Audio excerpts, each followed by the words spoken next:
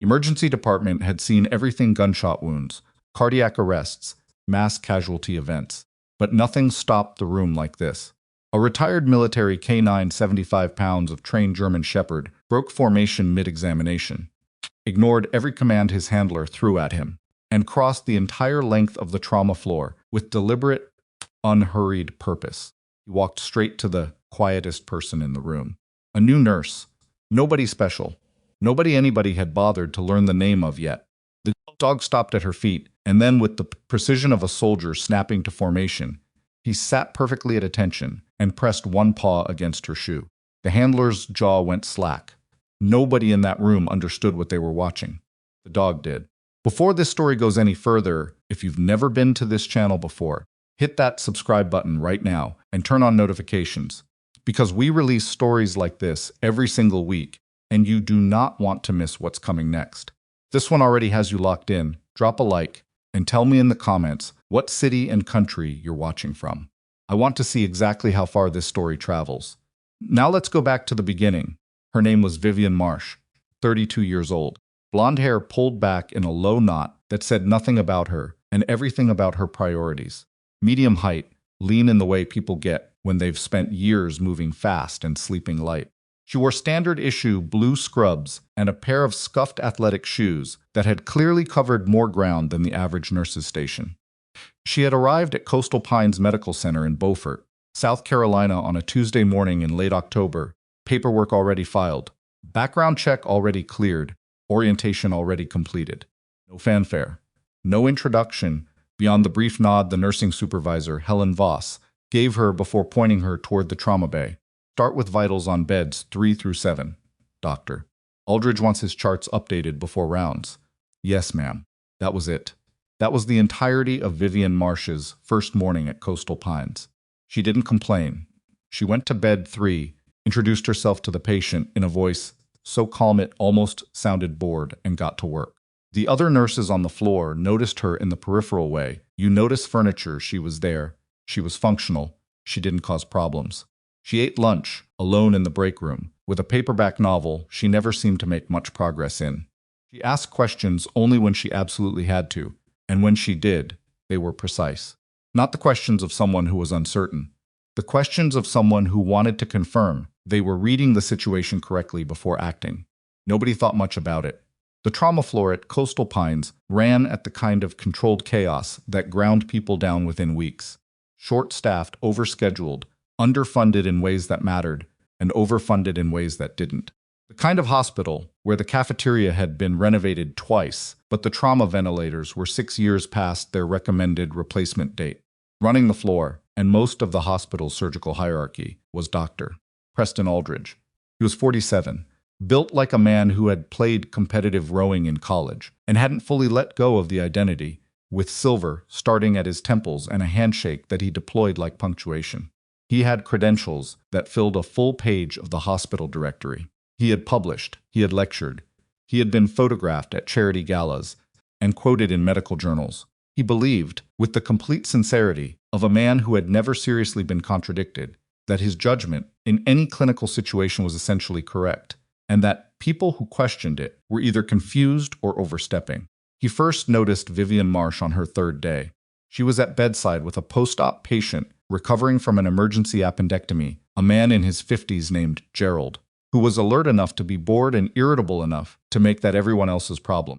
Gerald was complaining about the IV position when Vivian had already adjusted it without being asked, was already noting something in the chart, and was speaking to the patient in a voice so flat and matter-of-fact that Gerald had stopped talking just to hear what she was saying. Aldridge stopped in the doorway. Something about the way she was standing bothered him. Not the posture exactly. It was more the quality of it. Stillness. Like she was taking up exactly as much space as she needed and not 1 inch more, and that this was a calculation she had made a long time ago. He moved on. 2 days later, he came back to it. He'd been reviewing charts when he caught a flag she'd added to the file of a patient in Bay 6, a 40-year-old woman, brought in after a car accident, currently stable. The flag was a notation about early compartment syndrome indicators in the left lower leg. It wasn't on any physician's radar yet. The note was brief, clinical, and correct. Aldridge looked at the notation for a long moment. Then he walked To the nurse's station, Marsh. Vivian looked up. This flag on Delaney and 6. Where'd you pick that up? Skin tension and pallor on the distal foot. Pulse was slightly diminished compared to the right side. She also mentioned her boot felt tight before the accident. Aldridge looked at her. You pulled the compartment pressure differential from a complaint about a boot? I thought it was worth noting. You thought. He said it in the particular tone that wasn't a question. Could be wrong, Vivian said. It was a statement of fact, not an apology. Aldridge went and checked the patient himself. He ordered a compartment pressure measurement, came back elevated. He didn't mention this to Vivian. He ordered the treatment, submitted the to the chart under his name, and the patient was monitored appropriately. But he watched Vivian Marsh after that. Over the following week, she flagged 2 more complications before any resident caught them. She didn't announce it. She didn't go over anyone's head. She made notations, asked quiet questions, suggested that someone might want to look at something, and then stepped back and let it happen.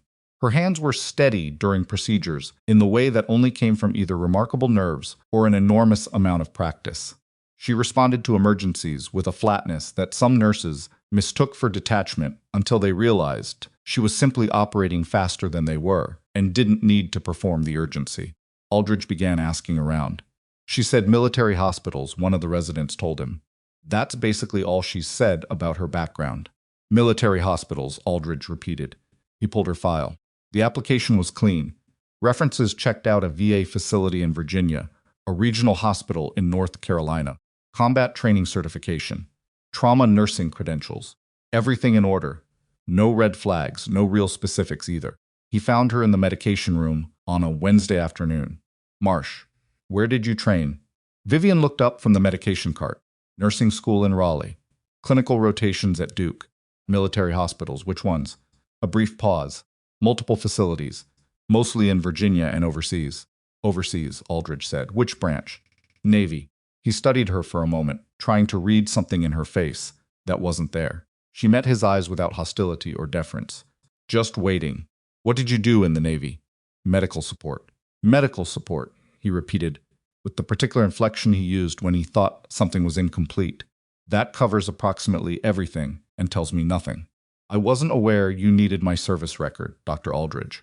That was it. Not sharp, not rude, just closed. A door politely but firmly shut. He walked out of the medication room and went directly to the nursing director's office. Helen Voss was a practical woman who had managed the trauma nursing staff for 11 years and had survived 3 chief surgeons, 2 hospital mergers, and 1 near-fatal mold situation in the East Wing. She did not rattle easily. She also was not entirely comfortable with the conversation Aldridge had initiated. She's been excellent, Helen said carefully. That's not the point. What is the point? She's representing experience she can't substantiate. We've received no documentation of whatever her military role actually was, and frankly, her skill level doesn't match what she's described. Helen frowned.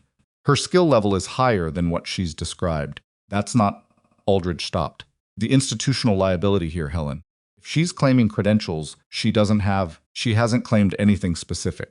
She answered your questions about her background, which she isn't technically obligated to answer beyond what's in her verified file. I want formal documentation of her military service history. Full tour record, clearances, actual role designations. She can't produce that within 2 weeks. I want her pulled from trauma rotations. Helen looked at him for a moment. She had been in this job long enough to recognize when a clinical concern was actually a territorial one. She said she would look into it. That afternoon, she quietly told Vivian, I'm telling you, because I think you should know, Helen said. She was standing in the supply corridor, arms crossed, voice low. What you do with it is your business. Vivian was quiet for a moment. Appreciate it. Can you document it? Another pause. Parts of it. Will parts of it satisfy him? Vivian looked at the wall for a moment. Probably not. She gave the documentation request exactly what she could give it. General service records, confirmed training certifications, the VA hospital record. What she couldn't provide, the classified assignments, the operational deployments, the roles that didn't appear on any document that lived in an HR file, those simply didn't exist in paperwork she could hand over. Aldridge reviewed what she submitted and declared it insufficient. He wasn't wrong about the gaps. He was wrong about what the gaps meant. She's misrepresenting herself. he told the nursing director. I want her removed from trauma rotations, and I want a formal review initiated. Preston, this is a liability issue. I need her off trauma, or I'm taking this to hospital administration directly. Helen Voss said nothing. She had opinions about what was actually happening here, and she kept them professional and internal. She called Vivian into her office the following morning. I have to move you, she said. I'm sorry. He has the authority to... I know. Vivian sat in the chair across from Helen's desk, with her hands in her lap. She didn't look devastated. She looked tired, in the way of someone who had anticipated this and still found it draining. Which floor? General Medical. Okay. Helen studied her. You could push back. Formally. I know. Are you going to? Vivian looked out the narrow window. Sky outside was flat and gray, the kind of October sky that couldn't quite decide what it wanted to do. Think about it, she said. She didn't look like someone who would. General Medical was quieter, slower. Patients there needed competent, attentive care, and Vivian gave it to them without complaint. She was good at the work, the same way she was good at the other work, with a quality of focused patience that the patients responded to. And the other nurses found either reassuring or slightly unnerving depending on how much they thought about it. She had been on General Medical for 9 days when the hospital got the call about the K9 unit. It wasn't even a medical situation exactly. The Beaufort County Sheriff's Department had a long-standing arrangement with Coastal Pines for routine examinations of their working dogs, mostly liability tracking, vaccination updates, basic health screens. The department's K9 handler, a deputy named Ray Kowalski, brought them in every few months. Background noise in the hospital calendar, handled by whoever was available. That morning, 2 dogs were scheduled. One was a Belgian Malinois named Scout, 4 years old, active duty. The other was a German Shepherd named Boone. Boone was 11, tired. Kowalski had adopted him after his official service ended and brought him along to keep the older dog from getting stir-crazy at home. They arrived at 10:15. Vivian happened to be in the hallway outside the examination area, updating a chart on a tablet, when Kowalski walked in with both dogs on lead. She looked up. Scout walked in the way working. Dogs walked controlled, alert, scanning the room. Boone took 3 steps into the hallway and stopped. His head came up. He turned. And then, despite Kowalski's immediate heel command, despite the lead going taut, despite everything his training said he was supposed to do in an unfamiliar medical environment, Boone pulled forward with the slow, inexorable certainty of a dog following something that had nothing to do with commands. He walked straight to Vivian. Kowalski was already apologizing. I'm so sorry, he doesn't normally. But Vivian had gone completely still, not startled, still in a different way, like something had stopped inside her. Boone reached her feet. He sat. He placed one paw against her shoe. The gesture was so precise, so deliberate, so entirely unlike the behavior of a dog in a strange environment that Kowalski stopped speaking mid-sentence. Vivian looked down at Boone for a long moment. And then she crouched unhurried, balanced, her weight distributed evenly, and put one hand on the side of his neck in the exact position that suggested she'd done it 100 times before. Boone leaned into it. Around them, 2 nurses who'd been passing through the corridor had stopped. An orderly with a cart had turned to look. Nobody quite understood what they were watching, but everyone understood that something had just happened. Kowalski said slowly, "He's never done that before." Stranger. Vivian didn't look up. She was running her hand along the dog's shoulder, checking something his weight, maybe, or the muscle tone, or something more specific that she didn't explain. "He's not treating me like a stranger," she said quietly. Kowalski looked at her. "Ma'am, have you worked with military working dogs?" Vivian was quiet for a moment. Then she stood up. "Your dog's losing weight in his hindquarters," she said. "It's early, but you should ask your vet about degenerative myelopathy screening. His gait on the right rear is slightly off. He's compensating." Kowalski stared at her, then at Boone, then back at her. "How did you?" I noticed when he walked in. She handed him the tablet she'd been holding, as if she were passing off a piece of standard equipment. "The examination room is through there. Someone will be with you in a few minutes." She walked back toward the general medical wing. Behind her, Kowalski stood with both dogs and looked at the corridor she'd disappeared into and couldn't shake the feeling that he'd just had an encounter he didn't have the context to understand. It took 3 days for it to reach Aldridge. Hospitals ran on gossip, the same way they ran on charts, and caffeine, all 3 essential, all 3 moving faster than you'd expect. By the end of the first day, 4 people had mentioned the incident to someone else. By the second day, it had traveled from the examination corridor to the nursing lounge to one of the residents, who mentioned it in passing to Aldridge during rounds. Aldridge listened. His jaw did something complicated. The dog walked to her. Apparently just went straight to her. Wouldn't follow commands. Kowalski was surprised. Said Boone had never done that in public before. Aldridge said nothing else about it during rounds. He went to Helen Voss that afternoon. I want her documentation reviewed again. Full audit. Preston, we've been through... She has some kind of history with military working dogs. That's a specialized training track. If she's been through K9 handler certification, or MWD medical support, that should be in her records, and it isn't. Helen looked at him. Or it's classified. Then she should have disclosed that when she applied. Classified service members routinely can't disclose classified assignments. That's what classified means. She represented herself as having general military hospital experience. If she had a specialized operational role, then she may not have been legally able to tell you that. Helen kept her voice even with some effort. Preston, what exactly do you think she did that was wrong? He didn't answer that directly. I want a formal review, he said. Full HR, I want her cleared of any misrepresentation, or I want her terminated. Helen was quiet for a moment. Then she said, I'll initiate the process. Good. He left. Helen sat at her desk after he was gone and stared at the wall for a while. Then she called Vivian. He's pushing for a formal HR review. Misrepresentation of credentials. Vivian was quiet on the other end. I wanted you to hear it from me first, Helen said. Appreciate that. A pause. How long does the process take? 2 to 3 weeks, typically. But if he pushes administration directly, could be faster. Yes. Another silence. Vivian, Helen said carefully. Is there anything in your background that could be brought out during a formal review? Anything that would actually support what you've been doing here? The pause was long enough that Helen thought she might not answer at all. There are things that can't come out in a formal HR review, Vivian finally said, and things that probably shouldn't, but they exist. Yes.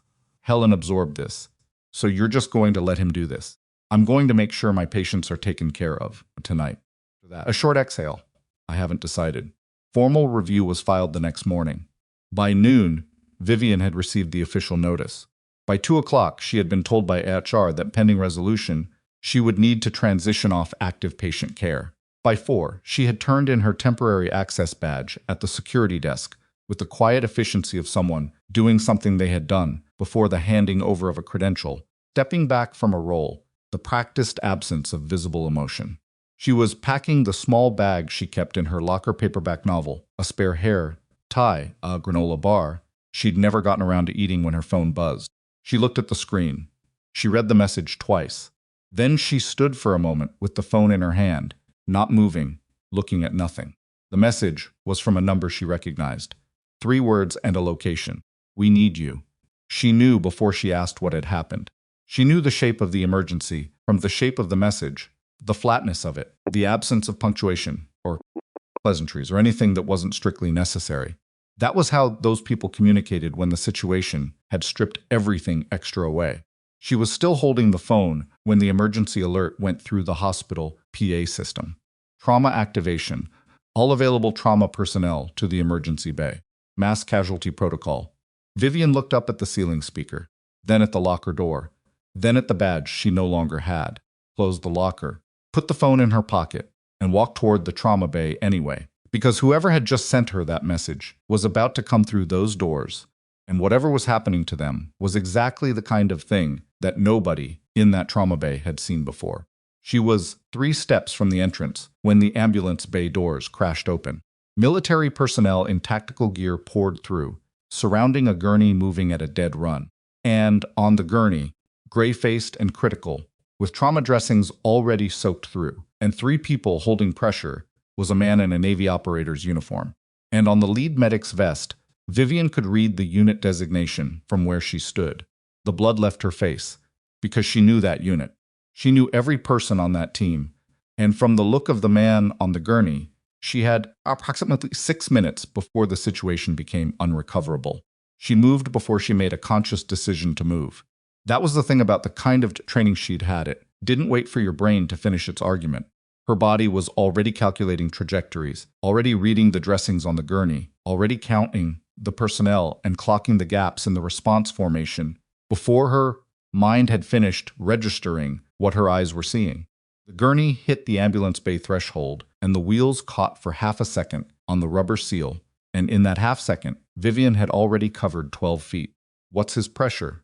she called out. The lead military medic, a compact man in his 30s with a jaw like a cinder block and blood on both sleeves, looked up with the sharp, instinctive irritation of someone about to tell a civilian to get back. Then he stopped. Something crossed his face that wasn't quite recognition, but wasn't nothing either. He looked at her scrubs, then at her face. Then he answered. 80/50 and dropping. GSW to the right flank, through and through, possible internal. We've got a femoral bleed controlled, but his pressure's been unstable for 22 minutes. What was he doing when it happened? Training breach exercise. Live fire. Controlled environment. Something went wrong with the staging. Vivian was already moving alongside the gurney, her eyes on the man's face pale clammy, the particular gray-white of someone whose body was beginning to make decisions about what to keep and what to let go. His eyes were half open, not unconscious, not entirely present either. The trauma bay doors hit the walls on both sides as the gurney came through, and then Preston Aldridge was there. He was already in his element, shoulders back, voice carrying the exact volume that cleared rooms, and he took one look at the military personnel, flooding his trauma bay, and made a fast, clean assessment of who was supposed to be in charge here. "I've got it from here," he said to the military medic. "Everyone not directly involved in patient care, please clear the immediate area." The military medic didn't move. "Sir," Aldridge said with slightly more edge. "He's our guy," the medic said. "We're staying." Aldridge looked at him for one beat. Then he let it go and turned to the patient, and that was when he noticed Vivian standing at the left side of the gurney, with her fingers already on the man's wrist. Marsh, she didn't look up. His pulse is thready, and his radial pressure isn't matching the cuff. That gap's been growing. You don't have clearance to be in this bay. His voice was controlled, not loud. The specific tone that was somehow worse than loud. "I'm aware." Then step back. She stepped back one step. Her eyes stayed on the patient. Aldridge turned to the trauma team assembling around him. 2 residents, a senior nurse named Dara Fitch, and a scrub tech, who'd been pulled from an adjacent room, calling orders. Dara moved efficiently to his left. The residents spread out. The military medic positioned himself at the foot of the gurney with the quiet, implacable presence of someone who had decided on his spot and would not be relocated. Vivian stood at the edge. She watched. For the first 4 minutes, she said nothing. She watched Aldridge work, watched the team respond, watched the monitors as the numbers came up on the screen. Blood pressure reading 83/56, heart rate 111 and climbing, oxygen saturation 91. She watched the IV line go in, watched the fluid bolus started, watched the ultrasound wand go to the patient's abdomen for a fast exam. She watched Aldridge look at the ultrasound image. She watched his face as he processed what he saw. She watched him make a decision. "We're going to the OR," he said. "Probable splenic involvement. We need to get in there." "Book or 2. Vivian said, his neck veins. Aldridge turned.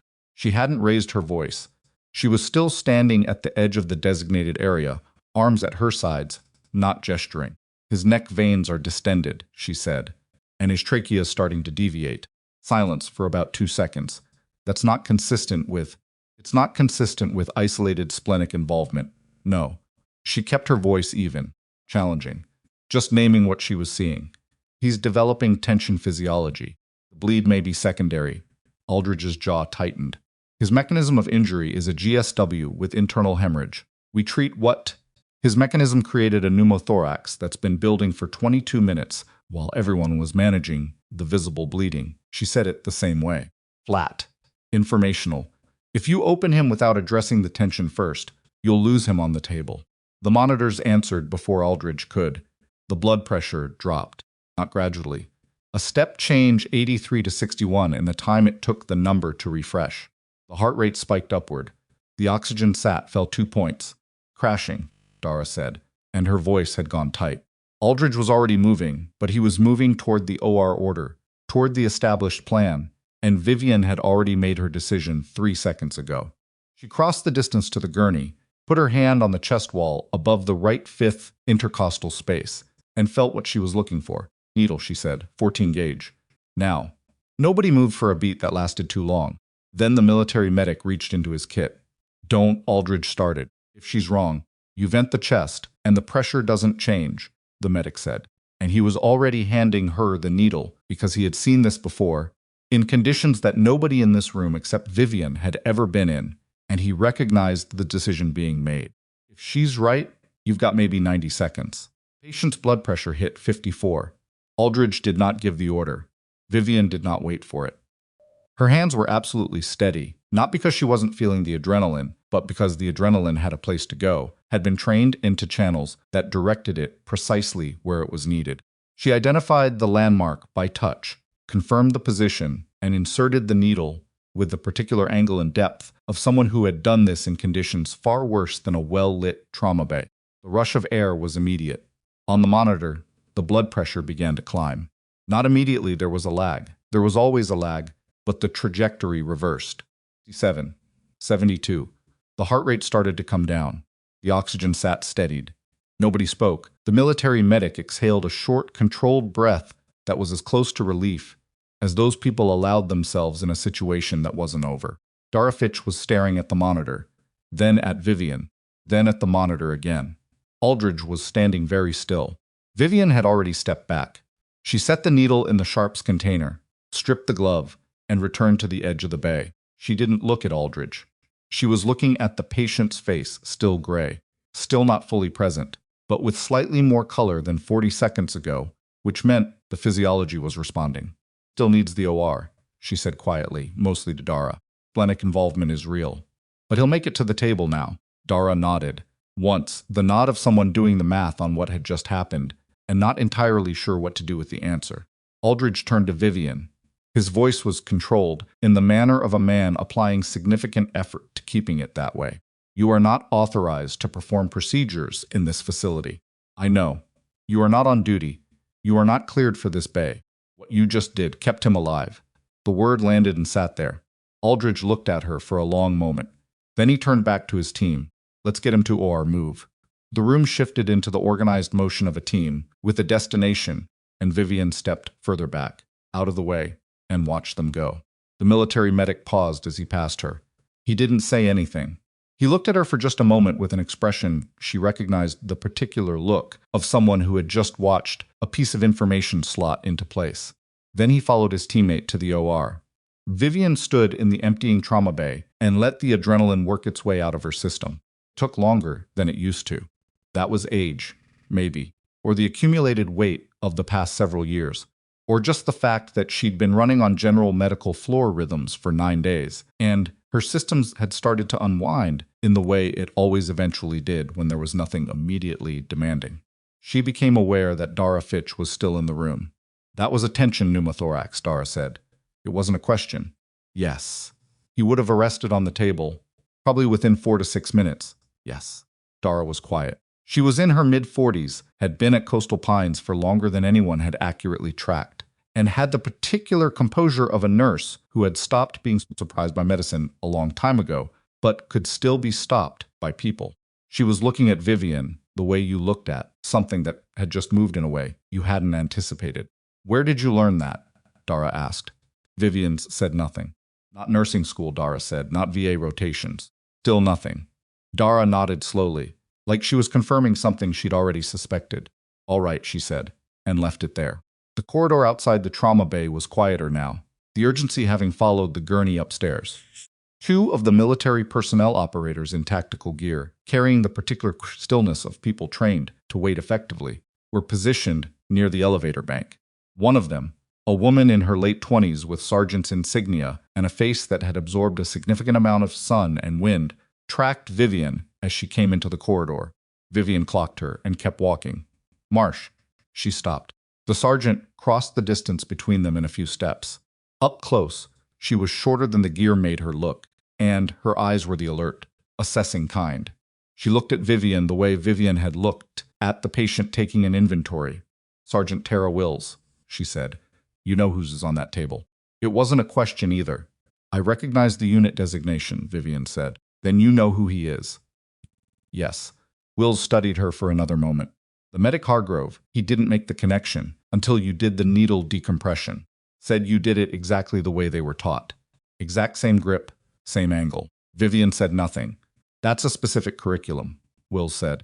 Not standard civilian, not standard military either. I've had a lot of training. Yeah.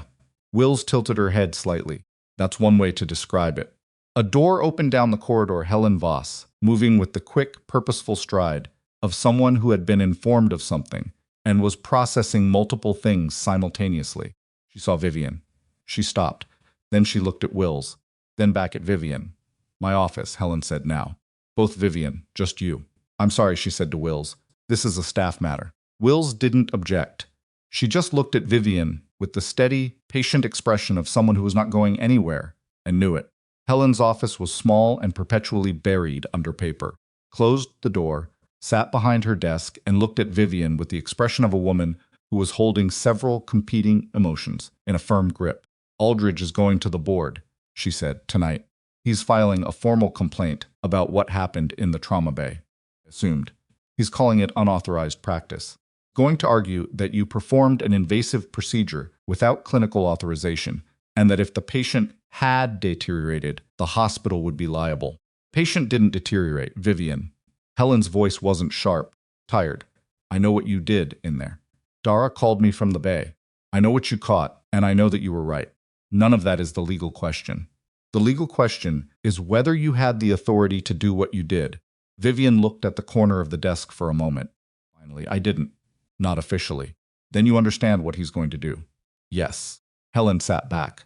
So here's what I need to know, and I need you to be straight with me. Is there anything in your background that changes the picture here? Because if Aldridge goes to the board with this tonight, and there's nothing to put against it, I can't protect you. Vivian was quiet for long enough that Helen started to think she wouldn't answer. There are things that change the picture, Vivian said. But they can't come out in a board meeting. Why not? Because the authorizations required to discuss them aren't mine to give. Helen stared at her. Then she sat forward. You have classified service history. I have service history that isn't fully documented in public records. Yes, and you can't disclose it. Not unilaterally. No. Helen put both hands flat on her desk and looked at the ceiling for a moment, which was something she did when she was working through a problem she hadn't anticipated and needed 30 seconds to catch up with. Then she looked back at Vivian. The man on the table, she said carefully. You know him. Yes. From your service, yes. And his unit showing up here tonight, is that a coincidence? Vivian held Helen's gaze. I don't know yet. Helen was quiet. There's a sergeant in the corridor, Vivian said. Wills. She's going to want to speak to me again. I'd recommend letting her. Why? Because she may have information that changes what's possible here.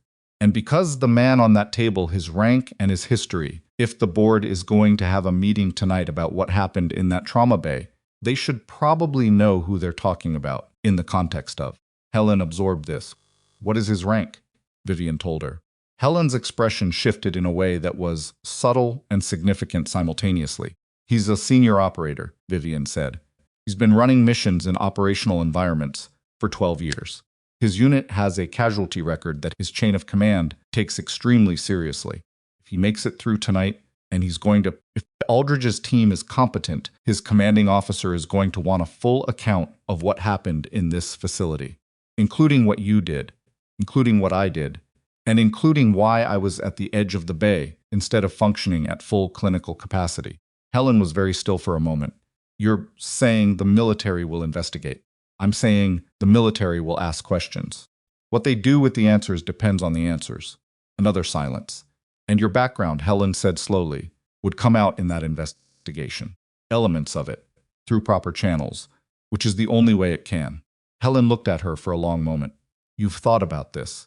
Thought about versions of it for a while, Vivian said. I didn't plan for tonight specifically, but you weren't entirely surprised. Quiet. Helen exhaled. All right, I'll speak with Wills. She paused. Aldridge is still filing tonight.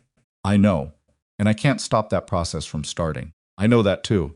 Helen looked at her with something complicated in her expression, not quite admiration, not quite frustration. Something that lived between those two things. Go somewhere I can find you, she said. Don't leave the building. Vivian found an empty consultation room on the second floor and sat in one of the chairs with the lights off, and the door cracked. The building hummed around her, the distant sounds of equipment, the occasional PA announcement, the muffled movement of people doing the work that kept a hospital running. She'd always liked hospitals at night. Not because they were peaceful, they weren't. Not really, but because the nighttime version of a hospital was honest in a way the daytime version wasn't. In daylight, there was the performance of competence, staging of capability, the careful curation of what people saw. At night, it was just the work, just what needed to happen, with whoever was available to make it happen. She'd worked a lot of nights in a lot of places. She was thinking about one of them, a forward operating base in a country she didn't name in civilian conversation. A night that had lasted approximately 36 hours and involved a decision not unlike the one she'd made in the trauma bay tonight when her phone buzzed. The number was one she hadn't expected. She stared at it for a moment. Then she answered. "You're here," she said. "We're here." The voice on the other end was male, level, accented in the particular way of someone from the Pacific Northwest. "We got word at 1700. The CO wanted boots on the ground." Is the CO in Beaufort? "He's in the building." Something shifted in Vivian's chest. Not alarm exactly. Something more complicated than alarm. How much does he know? About tonight. Everything. About the other thing, the HR situation, the board meeting Aldridge is setting up, Hargrove briefed him 20 minutes ago. And a pause. "He's not happy, Vivian." "About which part?" "All of it. The situation with the patient, obviously. But the other part, what's been happening here, the way Aldridge has been running this. He's got a specific kind of not happy about that." Vivian closed her eyes for a moment. "He wants to talk to you," the voice continued. "Tonight, I assumed. There's something else." Another pause, and this one had weight to it.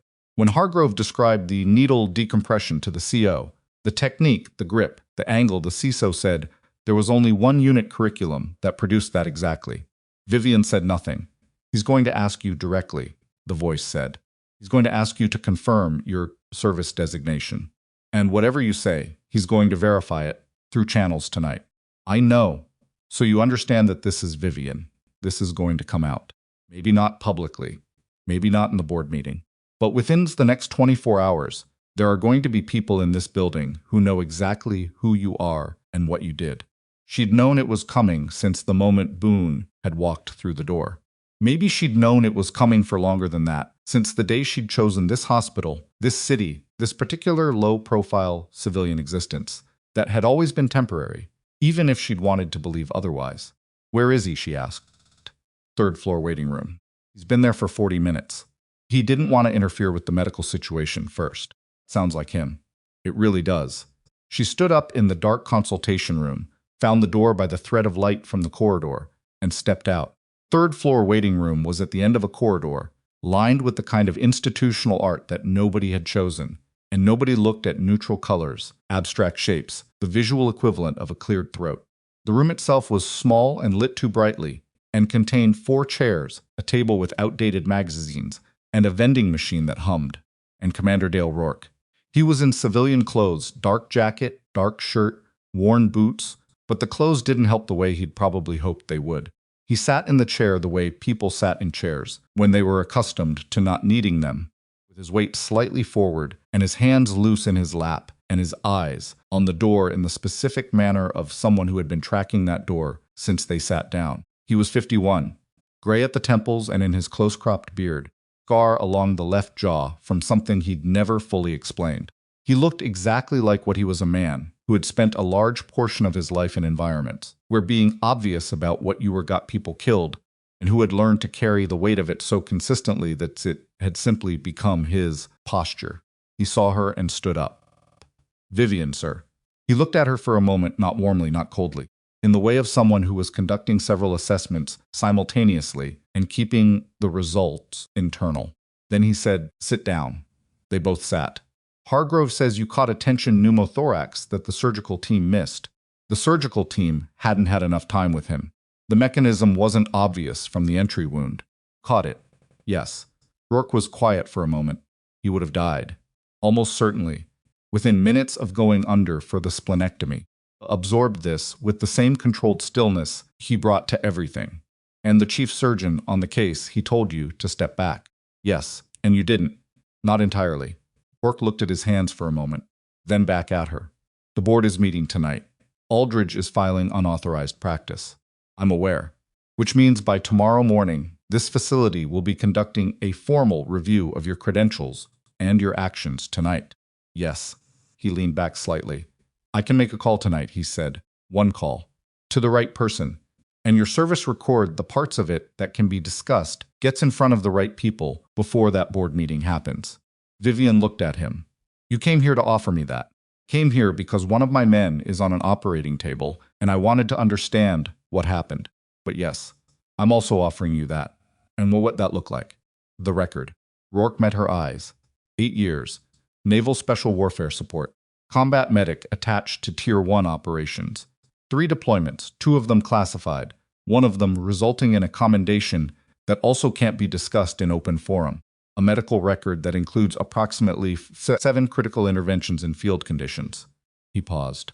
Among other things. The room was quiet for a moment. You've had that ready, she said. I've had it ready since the moment Hargrove told me you were on general medical floor, because a surgeon with no idea what he was looking at decided you were misrepresenting yourself. His voice was still controlled, but there was something behind it, not anger exactly. Something colder and more deliberate than anger. Vivian. You spent 8 years in conditions that most of the people in this hospital cannot comprehend. You have medical capabilities that their senior trauma surgeon does not have. And he put you on the floor with routine vitals because your paperwork had gaps. She said nothing. The gaps, he said, that exist because what you did is classified. I know. So let me make the call. She looked at the vending machine across the room. The fluorescent buzz of it. The slightly warped reflection of the room in its plastic front.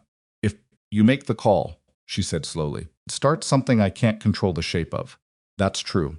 People in this building will know things about me that I've spent 3 years making sure nobody knew. Also true.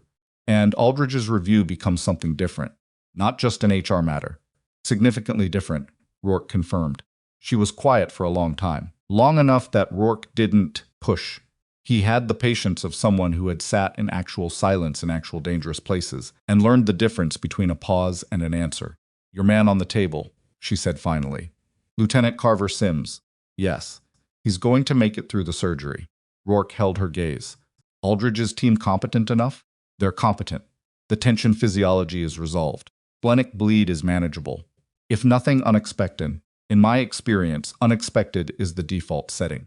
Then I'll say the odds are significantly better than they were 40 minutes ago. He nodded once. Is Sims going to be angry? She asked. That I'm still a civilian? Something moved across Rourke's face, not quite a smile. Too complicated for a smile. Sims, he said carefully, has been asking about you for 2 years. Where you went. Whether you were all right. He paused. He's going to have opinions about tonight that he'll express loudly, and at length when he's conscious enough to do it. Vivian looked at the floor. Make the call, she said quietly.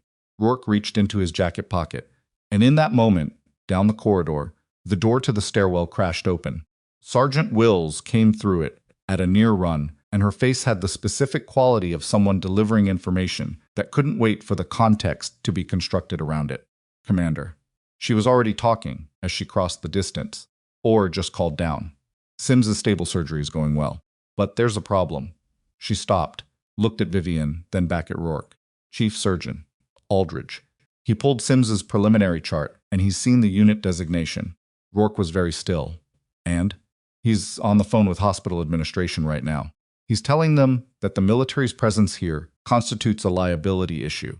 He's trying to get the unit's medical personnel Hargrove officially barred from the OR waiting area and from any communication with the surgical team.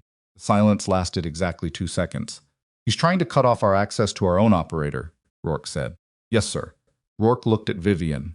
Vivian was already standing. Make the call now, she said. He was already dialing. Rourke's phone was at his ear before Wills finished the sentence. He didn't pace. He stood exactly where he was, in the center of that overlit waiting room. And when the line connected, he spoke in a voice that was so quiet and so precise that it was somehow louder than anything else in the building. Commander Dale Rourke. I need Admiral Ferris. Tonight. Right now. A pause. Tell him it's the Beaufort situation. He'll know. Vivian was already moving toward the door.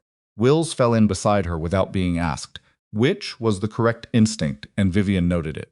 In the corridor, the hospital had the particular nighttime quality of a place that was still fully operational, but had shed its daytime performance fewer people. Harder light, the sounds carrying differently. They walked fast without running, which was the right speed for a situation that hadn't technically escalated to running yet, but what was approaching it. "Where is Aldridge now?" Vivian asked. "Administrative wing. Second floor. He's been on the phone for about 8 minutes. Who's the on-call administrator tonight?" "Someone named Pruitt, deputy director. Aldridge apparently knows him. That was a specific kind of problem." Vivian had been in enough institutions to understand how the architecture of personal relationships inside a building could redirect official processes faster than any formal channel. If Aldridge had a direct line to the overnight administrator and was currently using it, the situation wasn't just a board complaint anymore. It was a conversation happening right now about what access the military personnel in this building were allowed to have. And those conversations could move very quickly in the wrong direction. "Hargrove," she said. "Where is he?" "Or waiting area. Third floor. East wing." "Is he inside the perimeter Aldridge is trying to establish?" Wills's expression confirmed it without words. They took the stairs. It was faster than the elevator, and Vivian had learned a long time ago that in a building under any kind of active situation, elevators were commitments you might regret. 3 flights quick, and then they were in the East Wing corridor, and Vivian could see the OR waiting area through the glass partition at the end. A room with rows of chairs, a wall-mounted screen showing surgical status, and medic first class Aaron Hargrove standing near the window with his arms crossed, and the expression of a man who had been informed something was happening and was deciding what to do about it. He saw Vivian through the glass. Something shifted in his face. Pushed through the door. "How is he?" she said. "Stable. Last update. Surgical team's been in there 90 minutes. Hargrove looked at Wills, then back at Vivian. "What's happening?" "Aldridge is trying to restrict your access to this wing. Possibly have you moved out of the surgical waiting area entirely." Hargrove's jaw tightened. "He can't do that. He's making the argument that the military presence creates institutional liability. He's talking to the overnight administrator right now." Hargrove stopped. Started again. "Sims is our operator. We have a right to be here. I know that. You know that. Question is what happens in the next 20 minutes while Rourke's call goes through channels and Aldridge's call has a head start." Hargrove looked at her steadily. He was 34. She knew she'd read his jacket 2 years ago when she was still in a position to read jackets. He'd been attached to the unit for 6 years. He was good. He was careful. And he was currently in the position of being the highest-ranking military medical person in a civilian facility that was actively working to limit his authority. "Commander's making a call?" he asked. "To Admiral Ferris." "Yes." Hargrove absorbed this. The name meant something to him. She could see it in the slight shift of his posture. "That's the level we're at." Aldridge went to administration. Administration outranks Helen Voss. If we don't match the level, the wrong decision gets made before the right information is in the room. "And you," Hargrove said. He was looking at her the way he'd looked at her in the trauma bay, with the expression of a man assembling a picture he'd had pieces of for a while, but hadn't been allowed to complete. "The commander told me to find you. He told me you'd know what to do." He was optimistic. He wasn't wrong, though. She didn't have an answer for that. "Stay here," she said. "Don't let anyone move you without a direct order from Rourke. If Pruitt or anyone from administration comes through that door, you are politely, completely immovable. You have legal right to be present for your unit members' medical status updates. That right does not require the chief surgeon's approval. And if they try to physically, they won't." She said it with the flat certainty of someone who had assessed the situation and reached a conclusion. This is a hospital, not a detention facility. What Aldridge is trying to do is administrative, not physical. He wants to create enough bureaucratic pressure that you remove yourself. Don't. Hargrove nodded once. It was the nod of someone receiving a tactical instruction from someone with the authority to give it. And that was interesting that he had made that determination about her quickly and without apparent conflict, as if the information had been waiting for the right context to activate. She left him there and went back into the corridor. The administrative wing of Coastal Pines at 10:47 at night was not designed for the kind of conversation it was currently hosting. It was a suite of offices off the main corridor, carpeted, quieter, with the slightly stale air of a space that existed primarily and through the partially open door of the second office on the left, Vivian could hear Aldridge's voice before she reached it. She didn't go in. She stood in the corridor and listened. The liability exposure here is significant. A suspended employee performed an invasive procedure on a patient. Fact that the procedure had a positive immediate outcome doesn't change the institutional. She's not suspended. Helen Voss's voice, coming from somewhere in the same room. Vivian hadn't known Helen was here. She's under a pending HR review. That is not the same designation and does not carry the same restrictions. The review was initiated because of credential misrepresentations. The review was initiated because you requested it. Findings have not been determined. A third voicemail, moderate, the voice of someone trying to keep a situation from moving faster than he could manage it. This would be Pruitt. Dr. Aldridge, I understand your concern. Patient outcome. The patient outcome is not the point. Point is that we have no verified record of this nurse's actual qualifications, and she performed a needle decompression on a critically ill patient in my trauma bay without clinical authorization. This patient had deteriorated. He didn't deteriorate, Helen said. Stabilized. Helen, the documentation of her qualifications is a separate matter from what she did and why she did it, and whether it was the correct clinical decision. Which it was. Which you know it was. Aldridge's voice shifted a fraction of a degree, the kind of shift that was almost undetectable, but that Vivian had spent years learning to read. My concern is the hospitals. Your concern, Helen said, and her voice had gone quiet in a way that was its own kind of warning, appears to be that she was right when you were not. Silence. Vivian stepped into the doorway. The room contained 3 people. Aldridge, standing near the window with his arms crossed. Helen, seated in one of the chairs with a stillness that communicated she had taken the seated position deliberately and had no intention of moving, and a heavyset man in his mid-50s behind the desk, Pruitt, deputy director, in a suit jacket that suggested he'd been called in from somewhere else tonight and hadn't had time to change. All 3 looked at her. Aldridge's expression did a rapid sequence of things: surprise, controlled irritation, something that might have been calculation before settling into the composed displeasure of a man who had decided on his position and would not be dislodged from it. You need to leave, he said.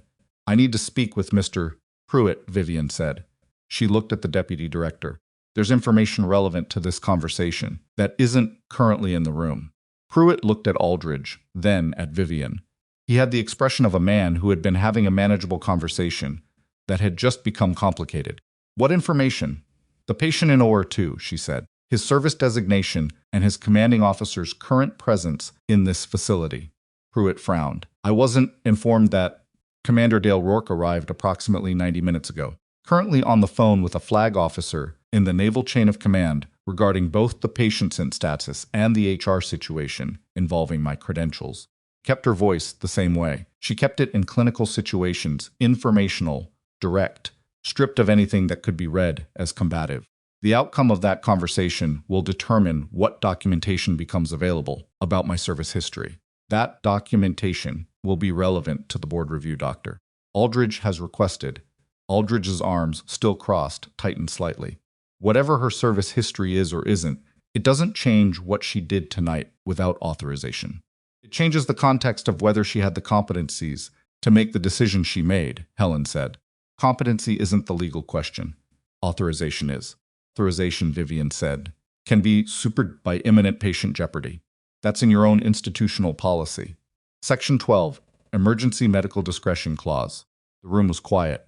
Pruitt reached for a binder on his desk, with the movement of a man who wanted to verify something before the conversation moved further. Aldridge watched him do it, with an expression that was working very hard to stay controlled.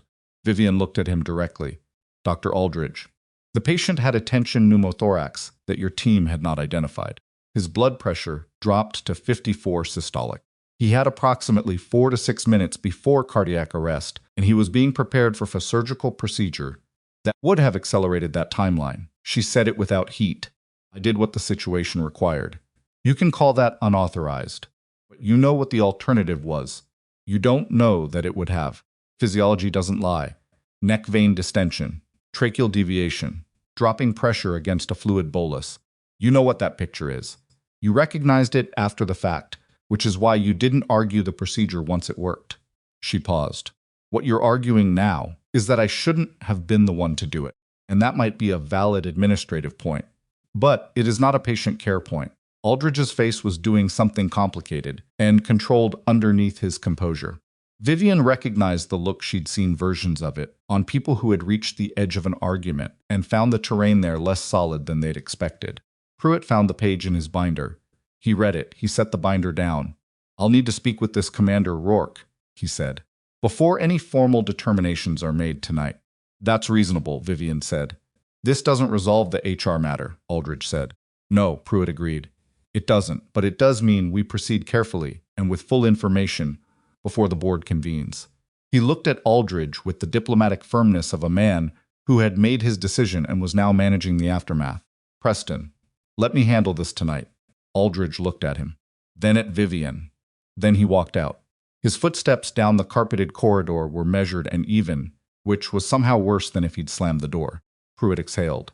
Helen looked at the ceiling briefly, and then at Vivian. "You have about 45 minutes before he regroups," Helen said quietly. "He's not done." "I know. What does Rourke's call actually get us?" "Gets the right information in front of the right people before Aldridge's version of events becomes the established record." She paused. "And it gets Hargrove's access to the OR waiting area, formally confirmed, so that Aldridge can't quietly have him removed." Helen nodded. Then she looked at Vivian, with the particular expression that had become familiar over the past few weeks, the look of someone who kept discovering that the person they were looking at was further than expected from what they'd appeared to be. "Section 12, Helen said. "Emergency medical discretion clause." "Yes. You read our policy documents." "I read them when I applied. I read them again last week." Helen shook her head slowly, not in disapproval, in something more like exhaustion. "Of course you did." She found Rourke in the main corridor outside the administrative wing, phone still in hand, speaking in the quiet, deliberate cadence of someone wrapping up a call that had accomplished what it needed to accomplish. He saw her and held up one finger a minute and then said 2 more sentences to whoever was on the line and ended the call. "Ferris is making contact with the hospital director," he said, not Pruitt. "The director, Bernard Ashworth, who is apparently reachable tonight because he's a light sleeper and a man who takes institutional relationships with the Naval Command seriously." "How long?" "Ashworth should be calling Pruitt within the next 20 minutes. Aldridge has 20 minutes to regroup." "Yes." Rourke looked at her. "So tell me what happens in the next 20 minutes." She thought about it, not as performance, but as the actual rapid assessment process she'd been running since the moment she walked into this building tonight. Aldridge goes to someone else on the administrative chain. He finds whoever will listen without going through Pruitt. He frames the issue as a patient safety matter and a credential problem, and he makes sure the board review is formally initiated before Ashworth's call can slow it down. Can he do that tonight? He has enough standing in this institution to initiate a preliminary filing. Yes. Rourke looked at the wall for a moment, and when Ashworth calls, it becomes a different conversation. Because at that point, it's not Aldridge's HR complaint versus an HR department.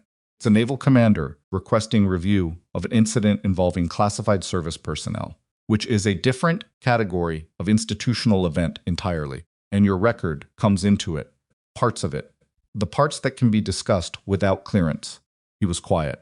"The parts that can be discussed are significant, Vivian. I know. 8 years of naval special warfare medical support, 3 combat deployments, a field casualty record that most trauma surgeons with 20 years of civilian practice haven't approached." He said it not proudly but factually, the way he said most things.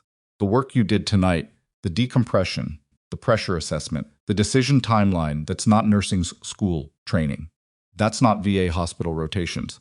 And a board review that has that context looks completely different from a board review that doesn't. And then Aldridge's complaint looks different. Significantly." She leaned against the corridor wall and looked at the institutional art opposite a painting of a marsh scene, flat and uninspiring, the kind of art chosen for maximum inoffensiveness. "He's not wrong about the authorization," she said. "Technically, I didn't have it, no, and I'd do it again." "I know. That's a problem that doesn't fully resolve even with the record in the room." Rourke looked at her. "No," he said, "it doesn't. But there's a difference between a problem that's managed and a problem that ends your career in this hospital. Tonight, we're working on the difference." Her phone buzzed. She looked at the screen. "Hargrove," she answered. "Sims is out of surgery," Hargrove said. "He's in recovery." Surgeon came out 10 minutes ago. Said the procedure went well, splenic repair, no complications after the tension physiology was addressed. A brief pause. He said, the surgeon said whoever caught the tension situation before the OR saved his life. He said it without knowing who did it. Vivian let that sit for a moment. Sims conscious? Not yet. They're expecting him to come around in the next hour or so. Any complications anticipated? Surgeon didn't flag any. Said he was in better shape than the presenting vitals suggested he would be. Another pause. Because of you. She didn't respond to that. Stay where you are. Rourke's call is moving. You should have formal confirmation of your access status within the next 15 to 20 minutes. Copy that. A beat. Vivian. Yeah. Sims is going to want to see you when he's awake. She ended the call. Rourke had watched her through the call, without appearing to watch her, the practiced ambient awareness of someone who processed peripheral information as a baseline habit. He's through surgery, she said. Good. He said it, simply, the way you said things you meant without needing to expand them. They stood in the corridor for a moment, the hospital moving around them in its nighttime rhythms. Then Rourke's phone rang. He looked at the screen. Ashworth, he said. He answered. And the conversation that followed was brief and specific, in the way that conversations between people with authority tended to be when both parties had already been briefed and needed only to confirm the operational shape of an agreement. Vivian listened to Rourke's half of it. Yes, sir. That's correct. The documentation is available through standard naval channels. The review can proceed, but should incorporate. And she understood from the shape of his responses that the conversation was going where it needed to go. He ended the call. Ashworth is calling Pruitt now, Rourke said. The board review doesn't stop, but it's formally expanded to include naval records review as a prerequisite to any disciplinary determination, which means the preliminary filing Aldridge is trying to push through tonight gets paused pending that review. That buys time. It buys 48 to 72 hours, depending on how fast the records can be cleared for release. He paused. In those 72 hours, Aldridge can still make noise. He can still push the complaint, but he can't get a determination made without the full picture. And the full picture changes things considerably. Exhaled slowly. Not relief she wasn't at relief yet, but the particular settled quality of a situation that had moved from active crisis into the slower grinding work of institutional process. The slower work was harder in different ways. The crisis phase she knew how to handle. She'd been trained for crisis. The paperwork phase, the waiting, the watching someone else make decisions about your file in a room you weren't in, that was harder. Go home, Rourke said. Get some sleep. You need me here if I'll be here. Hargrove is here. Wills is here. He looked at her. You've done what you came here to do tonight. Go. She hesitated. Vivian. His voice didn't change, but there was something in it, not quite concern, not quite the tone of a commanding officer. Something between those things. You've been running on emergency mode since you walked through those doors. Stand down for 6 hours. She didn't argue. Arguing with Rourke when he was right was a particular kind of inefficiency she'd learned to avoid a long time ago. She got her bag from her locker, the same bag she'd packed when the HR notice came through the paperback novel, the spare hair tie, the granola bar. It felt like it had been packed days ago. She walked out through the ambulance bay because that exit was faster, and she stood for a moment in the night air, which was cool and smelled of salt, and the particular wet earth smell of low country Carolina in late October. She was almost to the parking structure when the sound of footsteps behind her, quick, deliberate, made her turn. Aldridge. He must have been watching the ambulance bay exit, or maybe he'd been close and seen her leave. Either way, he was there, without his white coat, in his civilian shirt, and he looked different outside the context of the hospital. Smaller, in a way that had nothing to do with physical size. Less armored, but his voice was the same. I know what Rourke is doing, he said. I know about the call to Ashworth. She waited. You think bringing in the military chain of command protects you, he said. But what you did tonight is still what you did. Unauthorized procedure. Regardless of whatever classified background you're about to claim, you violated protocol, kept your patient alive. You could have told me. Could have flagged the finding and let me make the call. Flagged it. Her voice was still even. You told me I was off the case. He stopped. I said, specifically, that his neck veins were distended and his trachea was deviating. I used the words tension physiology. You told me I was off the case. She looked at him. Flagged it. You dismissed it.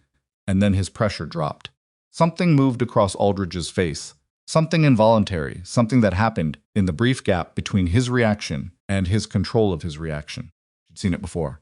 Not guilt, exactly. The particular look of someone registering a version of events that they'd been quietly hoping wasn't the accurate one. That's your version, he said. Dara Fitch was in the room. The name landed. Dara Fitch, who had been nursing at Coastal Pines for longer than anyone had tracked, who had the particular credibility of someone who had never been caught in an inaccuracy, and who had been standing 2 feet from Vivian when she spoke and 2 feet from Aldridge when he answered. Aldridge was very still. Whatever Rourke's call produces, he said, and his voice had changed lower, no longer occupying the register of institutional authority, operating in something closer to the personal. This isn't over. I know, Vivian said. She turned and continued to the parking structure. She was in her car, key in the ignition, when her phone buzzed again. Unknown number, she answered on instinct. Silence for a moment. Then a voice groggy, slightly hoarse, with the specific quality of someone talking through anesthesia fog and fighting it. Marsh? She closed her eyes for exactly 1 second. Sim, she said. Hey. A pause. He was working to get the words out. Hargrove told me he said you were here. I was here. Go back to sleep. You caught it. He wasn't asking. Tension thing. That was you. Sleep Carver. A sound that might have been a laugh, rough and abbreviated by whatever the anesthesia was still doing to his system. Still doing this. Still, why are you a regular nurse? Complicated. Doesn't have to be. Another pause. Longer this time. She thought he might have gone under again. Then, Rourke says Aldridge went to the board. Rourke is well informed. Is it bad? She considered her answer for a moment. It's manageable. That's what you say when it's bad. Go to sleep, Sims. A silence. Then quieter, more of the fog winning. I remember the thing in Al-Tafar. He stopped. Started again. You never let anyone say thank you. She said nothing. I'm saying it now, he said. Whether you want it or not. She sat in the parking structure with the night air coming through the cracked window and the granola bars still in her bag and the sound of a man she'd pulled back from the edge. More than once, years and a lifetime ago. Telling her something she'd spent most of her career making sure nobody could tell her. Get some rest, she said quietly. I'll be there in the morning. She ended the call. She sat for 30 seconds, doing nothing, being nobody in particular, in a parking structure in Beaufort, South Carolina, at 11:20 at night. Then her phone buzzed one more time. Not a call. A text. From Rourke. Aldridge just filed the preliminary board complaint. He didn't wait for Ashworth's call to finish. She read it. Then a second message arrived, and the cold settled into her chest before she'd finished the first word. He also filed a separate complaint, not with the hospital board, with the state nursing board, claiming fraudulent credential representation. This one we can't pause with a naval call. This one goes to a state review panel, and it moves on its own timeline. Stared at the screen. If it proceeds, you lose your nursing license pending investigation. It's not a board meeting. That's your ability to practice medicine anywhere in this state. Parking structure was very quiet. She looked at the text for a long time. Then she opened her contacts and called a number she hadn't called in 14 months. It rang 3 times. A woman's voice answered alert, despite the hour, with the background quiet of a home office. Captain Dana Merritt. Who's calling? It's Vivian Marsh, she said. I need the file released. All of it. Whatever can come out, I need it out by 0600. Pause. Vivian, are you sure? She looked through the concrete columns of the parking structure at the distant lights of the hospital, the building she'd tried to be invisible in, the building that was currently generating paperwork designed to end her career. He went for my license, she said. He didn't just want me out of the hospital. He wants me unable to practice anywhere. Another pause. Longer. If we release the file, Merritt said carefully, there's no putting it back. I know. People will know who you are, what you did, the operations. I know what's in the file, Dana. The longest pause yet. All right, Merritt said. I'll start the authorization process. It'll take until 04 or 0500 to clear the right desks. Can you hold until then? Yes. Vivian. Merritt's voice shifted slightly, not unprofessional, but human, for what it's worth. It was always going to come out eventually. Vivian looked at the hospital lights. Yeah, she said. I know. She ended the call.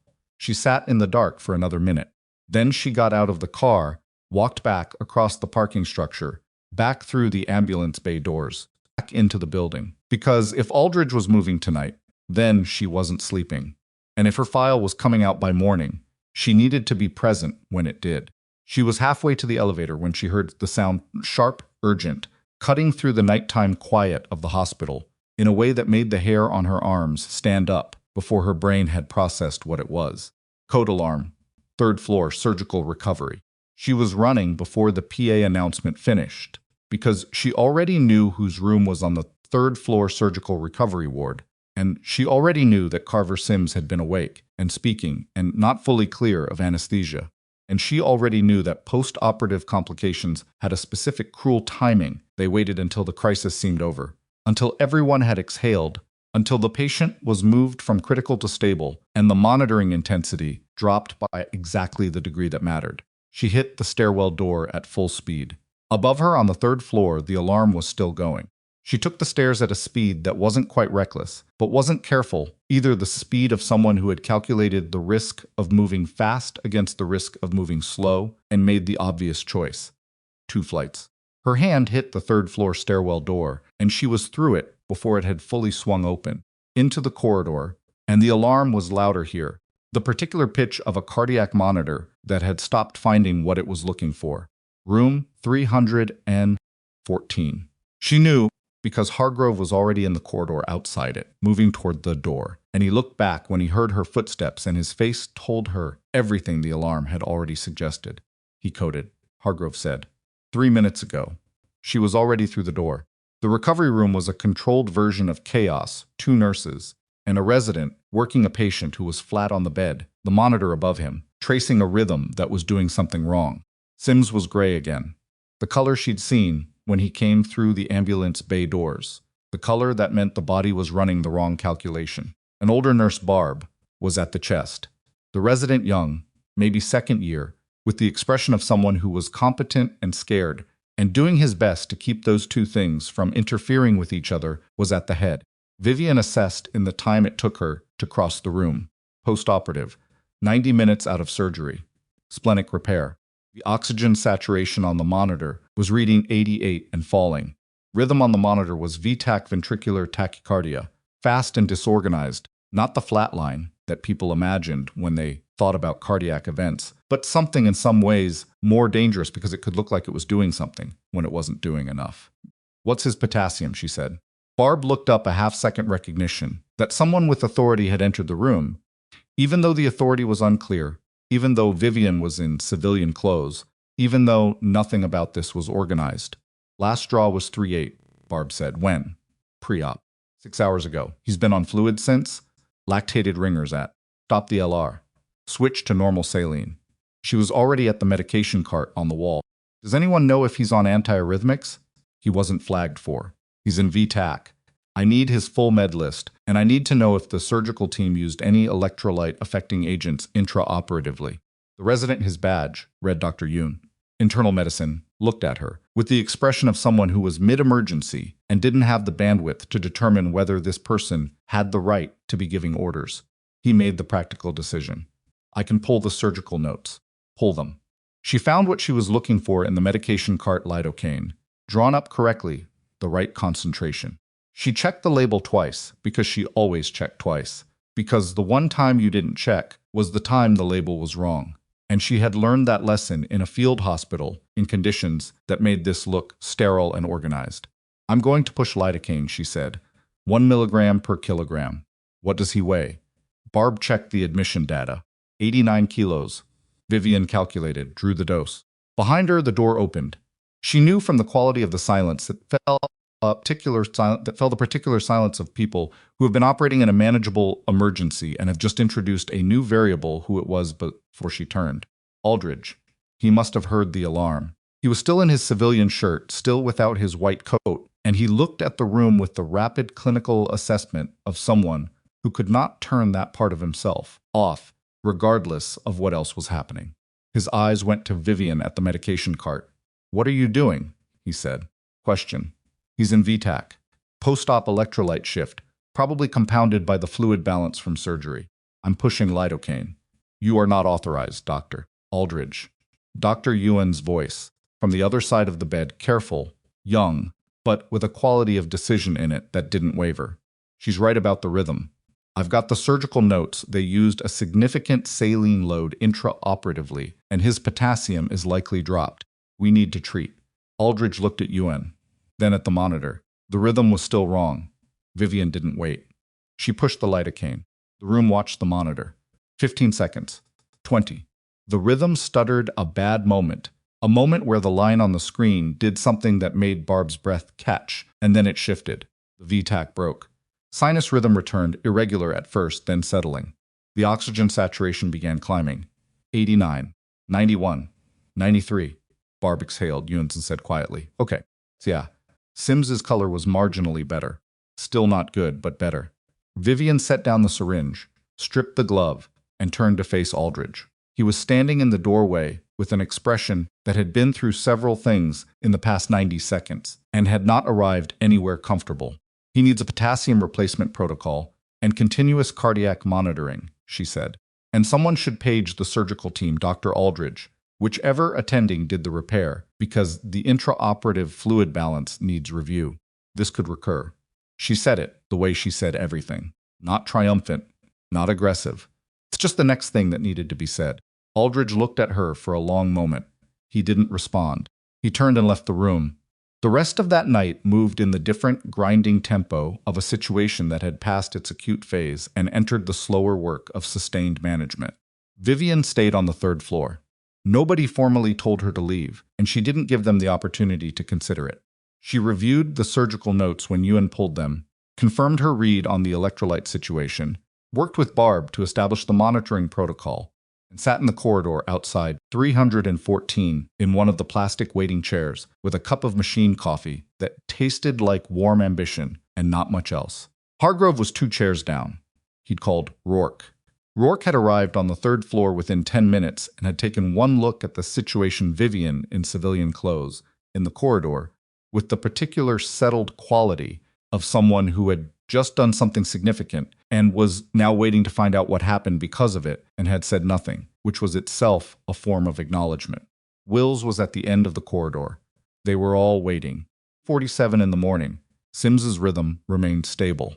His potassium levels, on the recheck draw, had been low, the number confirming exactly what Vivian had read from the presentation, which was noted in the chart by Ewan in language that was factual and complete and would be read later by people who would understand its implications.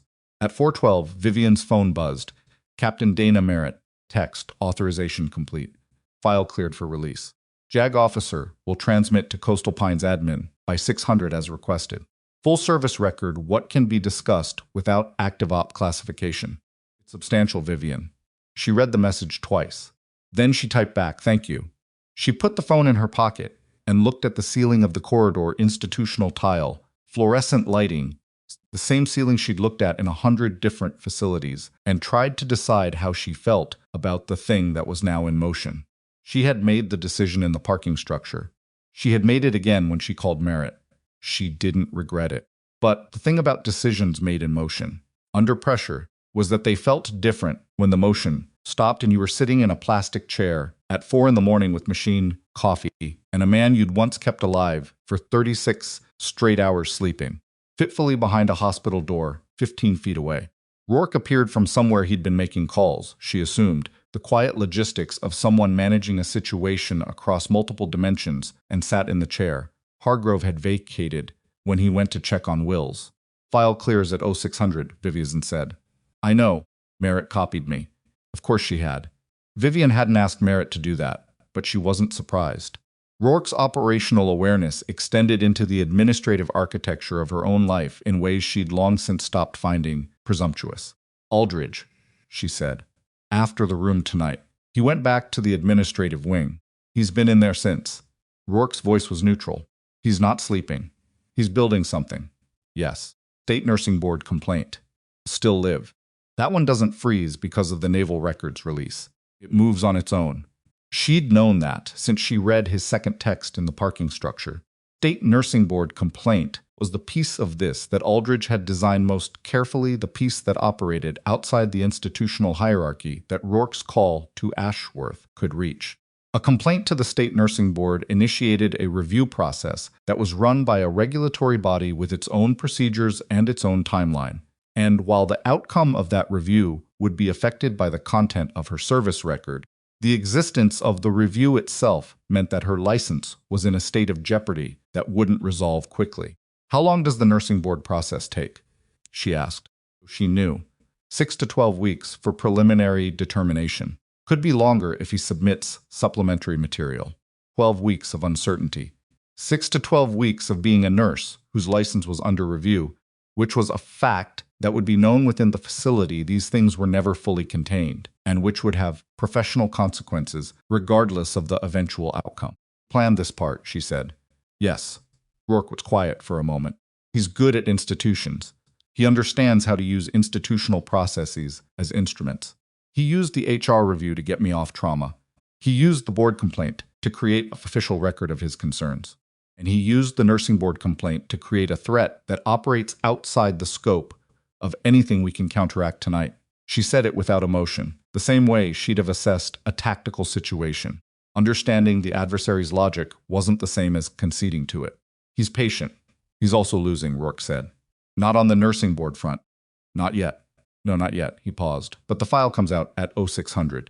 And at 0600, this conversation is about a different nurse than the one Aldridge filed his complaint about." She understood what he meant. The nursing board complaint had been filed about a nurse with unverified military hospital experience who had performed unauthorized procedures. The files would describe a naval special warfare combat medic with 8 years of operational medical experience who had performed procedures well within her documented capability. Those were different cases, not identical cases with different outcomes, genuinely different factual pictures. "He'll argue it doesn't change the authorization question," she said. "He'll argue whatever he can argue. But the nursing board reviews the full picture. And the full picture is about to get a lot fuller." She sat with that for a moment. Then she said, "He also flagged my performance of the decompression as the primary unauthorized act. But if Dara's account of the trauma bay sequence is on record." "I spoke with Dara at midnight," Rourke said. "She submitted a written account to the nursing supervisor at 12:30, unprompted." Vivian looked at him. "She documented your verbal warning to Aldridge, his dismissal, the subsequent vital sign deterioration, and the timeline between your intervention and the stabilization." He met her eyes. "Her account is in the record as of 12:30 this morning." Something shifted in Vivian's chest, not relief, because relief was premature, but something adjacent to it. Dara Fitch had been in that room. Dara Fitch had seen everything. And Dara Fitch, who had been at Coastal Pines longer than anyone had accurately tracked, had chosen to put her name on a document that directly contradicted the version of events Aldridge was currently constructing in the administrative wing. "Does he know?" Vivian asked. "Not yet." At 5:53 in the morning, the light outside the third-floor windows shifted from black to the deep gray of very early dawn, and Sims woke up properly for the first time. Vivian was in the room when it happened. She'd gone back in at 5:30 to check his monitors, because the fourth-hour post-arrhythmia was a window she didn't trust without eyes on it. He surfaced slowly. The way people surfaced from the combination of surgical anesthesia and a cardiac event, disoriented first, then annoyed at being disoriented, then increasingly present. He saw her. "You're still here," he said. His voice was rough. "Still here. What time is it?" "Almost 6. He absorbed this. He was 41, she knew, because she'd read every operational file on every person in that unit before she ever worked with them. Years ago, because that was how you kept people alive in the field. You knew who they were before you needed to know who they were. He had light brown hair that was starting to show gray at the edges, and a face that had collected a certain number of years in the particular manner of people who spent those years outside, in difficult conditions, doing things that required them to be completely present. He looked at the monitor above him, then at the IV lines, then at his own hands, which was something people did when they came around from anesthesia confirming inventory. "Coded," he said. It wasn't a question. "VTAC. Electrolyte shift post-op. You're stable now. You caught it. I was in the building." He was quiet for a moment. "Rourke's here. He's in the corridor. The situation with the hospital, the board thing, the credentialments, being handled. That's the third time you've said being handled to me in the last 8 hours, and it still sounds like code for worse than I'm telling you." She almost smiled. Almost. It's complicated, but it's moving. He looked at her directly, the look of a man who had, at various points in his career, needed to quickly determine whether someone was telling him the truth and had gotten reasonably good at it. Are you going to lose your license? She held his gaze. I don't know yet. He didn't look away. Because of tonight. Because of a state nursing board complaint that Aldridge filed this evening. It's a separate process from the hospital board. It runs on its own timeline. Sims looked at the ceiling. His jaw did something. He filed a nursing board complaint. Yes. Because you saved my life. Because I performed an unauthorized procedure that happened to save your life. He's making the procedural argument, not the outcome argument. He stopped. Then that's not going to stand. We're working on it. What does Rourke say? Rourke says the file comes out this morning and it changes the picture. Sims was quiet for a moment. Then he said, Vivian, FAR operation. The one I mentioned last night. She waited. I put in a commendation for you, he said. After. You know that. I know. It was classified with the operation. Everything from that deployment got buried in the same file. He paused. Coming out this morning with the rest. She hadn't known that specifically. She'd known the commendation existed. Rourke had mentioned it in the parking structure. She hadn't known what action it was attached to. She hadn't known Sims had written it. You should have told me, she said. You would have told me not to. She couldn't argue with that. She absolutely would have. Commendation describes specific actions, Sims said. In the field. The decisions you made. The interventions. It's detailed, Vivian. Because I wanted it detailed.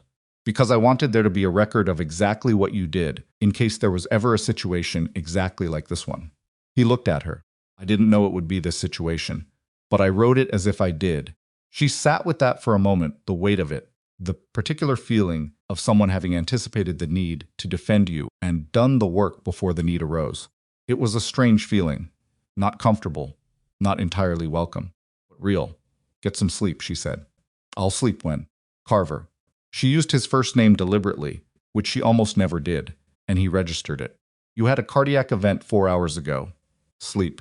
He looked at her for another moment. Then he closed his eyes. At 6:04 the file arrived. Came through the official naval channel to the hospital director's secure administrative email with a cover transmission from the JAGI officer that Merritt had arranged and a classification level that indicated which portions could be shared with the civilian review process and which remained restricted. Vivian knew the file had arrived because Rourke's phone buzzed at 6:04, and he looked at the screen and said quietly, It's in. By 6:15, Ashworth had read the cover transmission. 22, he had called Pruitt. By 6:30, Pruitt had called Helen. Vivian was in the corridor outside Sims's room when Helen appeared at the elevator, moving with the quick, purposeful stride that Vivian had come to associate with information she needed to hear. Ashworth is convening an emergency session of the review committee, Helen said. She was slightly breathless, not from the walking, but from the quality of what she was carrying. This morning, 8 a.m., he's read the file or the portions he's authorized to read, and she stopped. Looked at Vivian. He's personally chairing it. Bernard Ashworth doesn't personally chair HR review sessions, Vivian. He hasn't chaired one in 7 years. He's seen the record. He's seen enough of it. Helen shook her head slowly. Commendation in there. I didn't read the content. I was only told it exists from a senior naval operator describing a specific field action. Ashworth called it, and I'm quoting, one of the most substantive clinical performance documents I have ever seen submitted in the context of a nursing credential review. Vivian looked at the corridor wall. He also said, Helen continued, that the nursing board complaint, in light of the file, would be formally challenged by the hospital's legal office.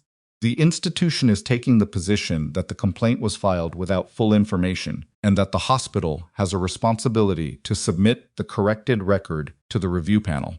The hospital is going to bat against Aldridge's complaint. Ashworth is going to bat against it. Personally, Helen studied her. He's angry, Vivian. Not at you. The implication was clear. And Aldridge? Vivian asked. Helen's expression did something careful. He's been asked to attend the 8 a.m. session. As a participant in the review, not as a complainant. A pause. That's a different thing. It was. As a complainant, Aldridge controlled the framing. Participant in a review session that Ashworth was personally chairing, he was answering questions rather than asking them. It was a fundamental shift in the posture of the proceeding, and they both knew what it meant. Dara's account is in the record, Vivian said. It is. And the OR team's surgical notes on Sims, the ones Ewan pulled during the VTAC episode, also in the record. Ewan submitted an addendum at 5 a.m. describing the second intervention. He noted specifically that the lidocaine administration was clinically indicated and that the outcome was positive stabilization. Helen paused. He also noted that the electrolyte situation had been identifiable from the surgical notes and that it represented a monitoring gap in the post-operative protocol. Vivian absorbed this. A monitoring gap in the post-operative protocol was a systems finding. It wasn't attributed to a specific person. But in the context of a review session, where the sequence of events was being examined, question of why that gap existed and whose responsibility the post-operative monitoring protocol was, those were questions that had answers, and the answers pointed in a specific direction. He's building a case against himself, Vivian said quietly. Satisfaction. Just the observation. He doesn't know it yet, Helen said. But yes. At 7:45. She walked into the women's restroom on the second floor, looked at herself in the mirror, civilian clothes from the night before, no badge, hair that had been in a knot for 17 hours and was making its feelings about that known, and made a few adjustments to her appearance that did not significantly improve the situation, but represented an attempt. She didn't have her scrubs. She didn't have her badge. She was going into an 8 a.m. institutional review session as the person under review, which was a category of situation she had very little practice with, because she had spent most of her career being the person who managed situations, rather than the person being managed by them. She washed her hands. Old habit. Then she went to find Rourke. He was in the first-floor corridor near the administrative wing, speaking quietly to Wills, and when he saw Vivian, he said something brief to Wills and came to meet her. "Ready?" he asked. "No," she said honestly. That almost surprised him. No, I'm competent in crisis situations. Institutional proceedings where I'm the subject are a different competency." She met his eyes. "I'll manage." "You'll do more than manage," he said it, without the particular inflation. That would have made it feel like encouragement. He said it as an assessment, which was what made it land. They walked together toward the conference room, where the review session was being held. Through the glass partition, as they approached, she could see the room already occupied. Ashworth at the head of the table, Pruitt to his left, 2 members of the HR department, a hospital attorney, and Helen Voss. There was a seat on one side of the table with a water glass, and a notepad that she understood was meant for her. And across the table, already seated, was Aldridge. He was in his white coat, the coat he hadn't been wearing last night when he followed her into the parking structure. He'd gone home at some point and come back, and the coat was the choice he'd made, the armor of institutional identity, the visual shorthand for who he was in this building. He looked at her through the glass. She looked back. Then she pushed through the door. The room was quiet in the particular way of rooms where significant things were about to happen, and everyone present understood this. Ashworth looked at her. He was 63, white-haired, with the face of a man who had run organizations long enough to have developed the specific patience of someone who had seen most things and still found some things surprising. He looked at her the way he might look at a document he'd read twice and was now seeing in person for the first time. "Ms. Marsh, please sit down." She sat. Ashworth opened the folder in front of him. He looked at it for a moment. Then he looked at Aldridge, then back at the folder. "I'd like to begin," he said, "with the events of last evening. Specifically, I'd like to begin with the trauma bay at approximately 9:40 p.m. and work forward from there." He paused. "Dr. Aldridge, I have a question for you before we proceed." Aldridge sat forward slightly. "The preliminary board complaint you filed last night," Ashworth said. "You filed it at 11:18 p.m. That's correct. At that time, were you aware that the patient in OR2 had experienced a post-operative cardiac event?"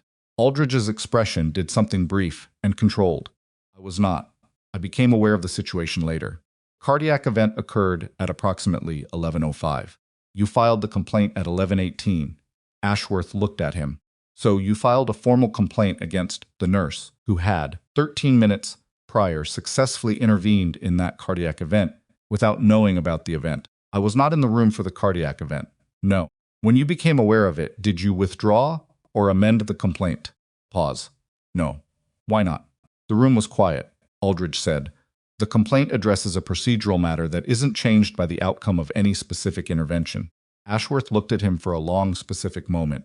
The look of a man who had received an answer and was deciding what it told him. I see, Ashworth said.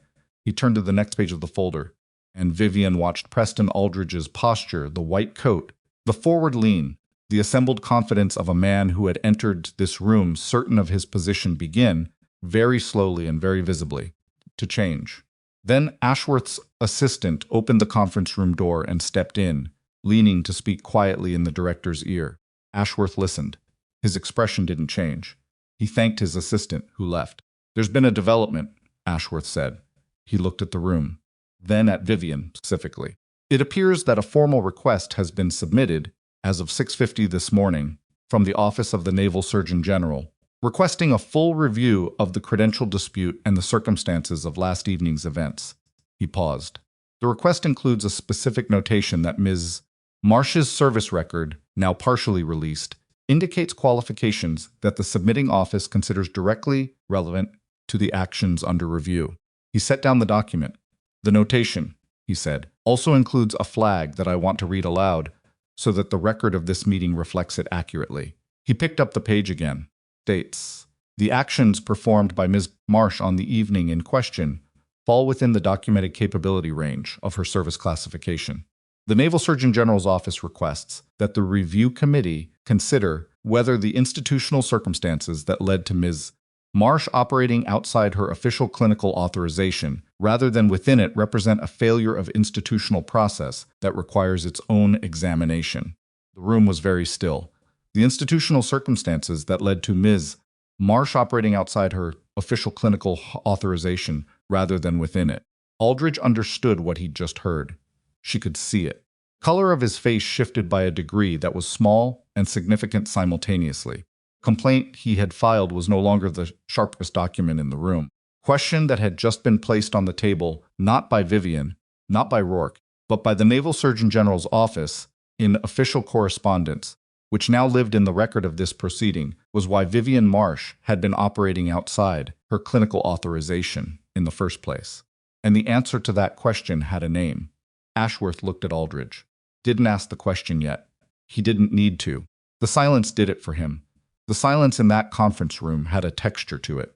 It wasn't the silence of people waiting for someone to speak. It was the silence of people who had just watched a question land in the center of a table and understood that the question was not going to leave without being answered, and that answering it was going to cost something, and that the person it was going to cost the most was sitting across from Vivian in a white coat that suddenly looked less like armor and more like a costume. Ashworth let it sit. He was, Vivian realized, very good at this. Better than she'd expected from a hospital director who'd spent most of his career managing budgets and donor relations. He had the patience of someone who understood that silence was a tool and that the person most uncomfortable with it would eventually fill it, and that whatever they filled it with would tell him more than any direct answers could. Aldridge lasted 40 seconds. The institutional circumstances, he said, and his voice was controlled, but working at it, were the result of a standard credential review process. Ms. Marsh was placed in a reduced clinical role, pending verification of her service history. That's a routine protective measure. Routine, Ashworth said. Yes, Dr. Aldridge. Ashworth set down the document. Ms. Marsh was placed in a reduced clinical role because you requested it. You personally went to the nursing director and demanded she be removed from trauma rotations. Is that accurate? A pause. I raised concerns about her credential documentation, and Is that accurate? Yes. And at the time you raised those concerns, had Ms. Marsh given you any clinical reason to doubt her competency? Had she made an error? Had she mismanaged a patient? Had any outcome under her care been negative? The pause was longer this time. No, Aldridge said. In fact, at the time you raised those concerns, she had identified 2 complications before any physician on your team flagged them. Is that also accurate? Aldridge's jaw was doing something that his composure was working very hard to contain. She made notations that were subsequently reviewed, and she was right, Helen Voss said.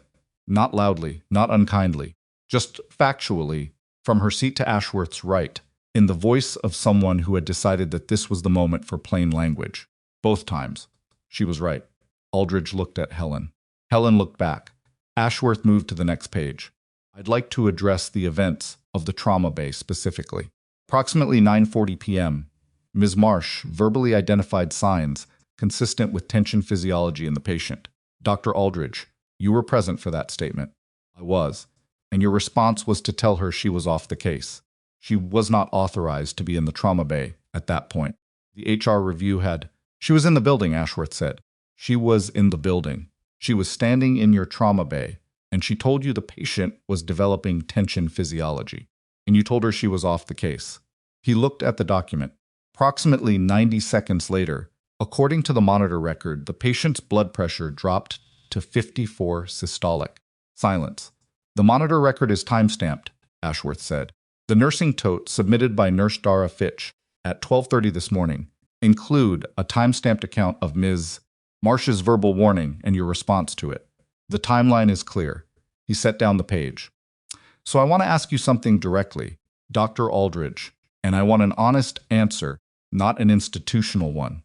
When you filed the board complaint at 11:18 last night, when you filed the nursing board complaint targeting her license, did you know that Nurse Fitch had submitted that account? Question landed exactly where Ashworth had placed it. Aldridge said, I was not aware of Nurse Fitch's submission, but you knew she was in the room. A long pause. Yes, Aldridge said. So you knew there was a witness to the sequence of events, and you filed both complaints anyway. Aldridge looked at the table. For the first time since he'd entered the room, he looked at the table rather than at the person speaking to him, and that small shift, the dropped eye contact, the slight change in the angle of his shoulders was the first visible sign that the structure he'd entered this room with was beginning to come apart. I filed the complaints, he said, because the procedural violations were real. They were, Ashworth agreed. Ms. Marsh performed procedures without current clinical authorization. Is factually accurate.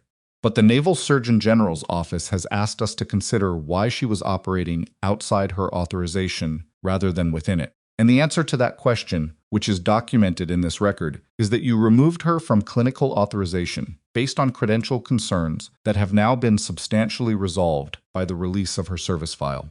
Ashworth paused. You created the condition that led to the procedural violation, and then you filed complaints based on the violation. The room was very quiet. Aldridge said nothing. Ashworth looked at him for a moment with an expression that was not angry. It was something more considered than anger. I've been in healthcare administration for 31 years, he said. I've seen credential disputes. I've seen institutional politics. I've seen physicians file complaints in good faith and physicians file complaints for other reasons. He closed the folder. I know the difference. The hospital attorney, a woman named Gail Stokes, who had said nothing until this point, and who had the expression of someone taking precise internal notes, wrote something on her legal pad. Aldridge saw her do it. The review session lasted 2 hours and 14 minutes. Vivian answered questions for approximately 40 minutes of that time. She answered them the same way she'd answered everything else in this situation directly, without performing either confidence or humility, acknowledging what she had done and why she had done it, and what the alternative would have been. She didn't embellish. She didn't minimize. When Ashworth asked about the needle decompression, she described it with the clinical precision of someone who had performed the procedure enough times to discuss it the way other people discussed making coffee. When the hospital attorney asked about her service record, the portions that had been cleared for discussion, Vivian described her service history in the same flat, informational tone. 8 years. Naval Special Warfare Support. Combat medic designation attached to Tier 1 operational units. 3 deployments. The specifics she was cleared to discuss, she discussed. Specifics she wasn't. She named as classified and moved on. When Ashworth asked about the commendation specifically, whether she had known it existed, and why she hadn't mentioned it, when her credentials were first questioned, she said, it was classified with the operation. Couldn't produce it. And I wasn't willing to claim I had a commendation I couldn't show anyone.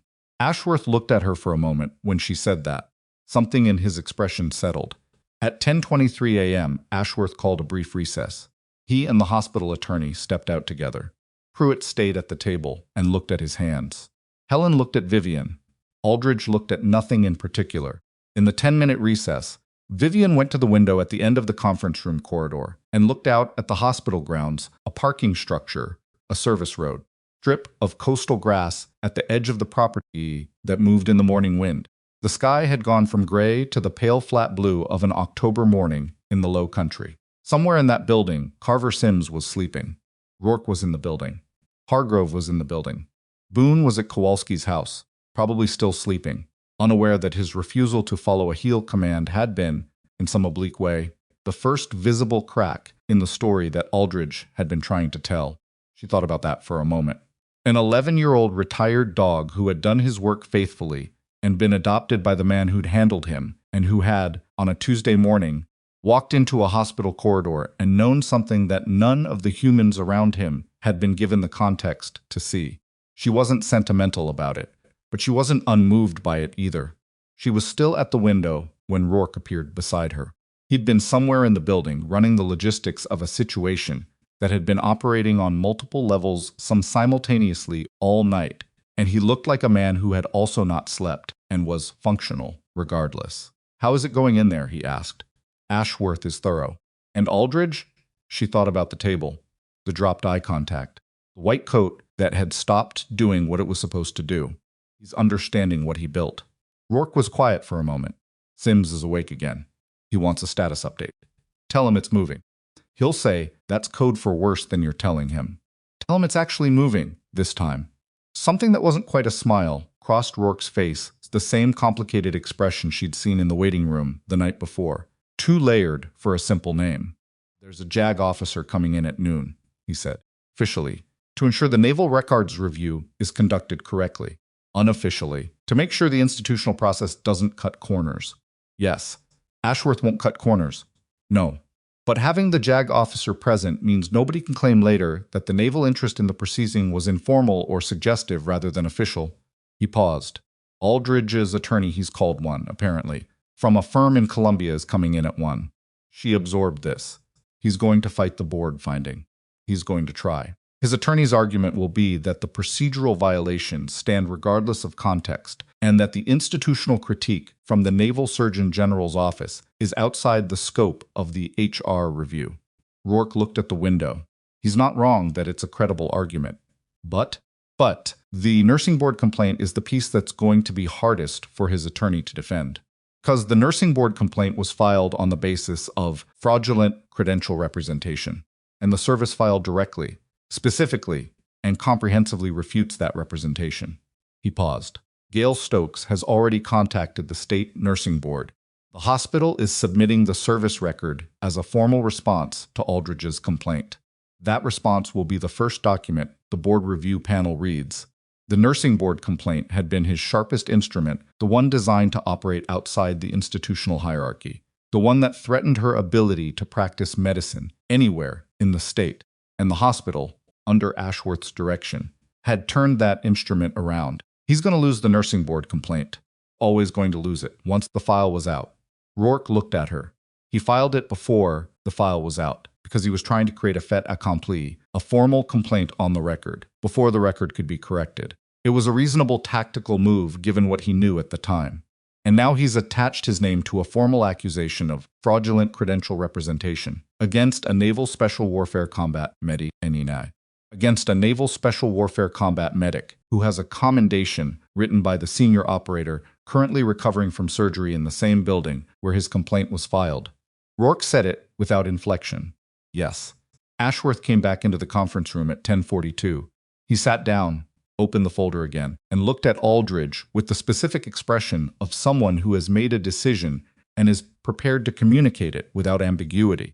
"Dr. Aldridge," he said, "I'm going to be direct with you because I think the situation warrants it, and because I believe you're a person capable of receiving directness."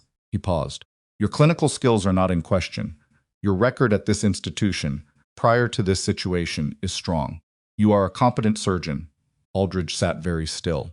However, Ashworth continued, "The record of the past 3 weeks, the credential complaint, the removal from trauma rotations, the board complaint, the nursing board complaint, the attempt last night to restrict the military unit's access to their operator. That record describes a pattern that I cannot characterize as clinical concern. It describes a pattern of institutional action directed at a specific individual, escalating when that individual proved difficult to dislodge, and culminating in a formal accusation that the service file has now demonstrated to be factually inaccurate.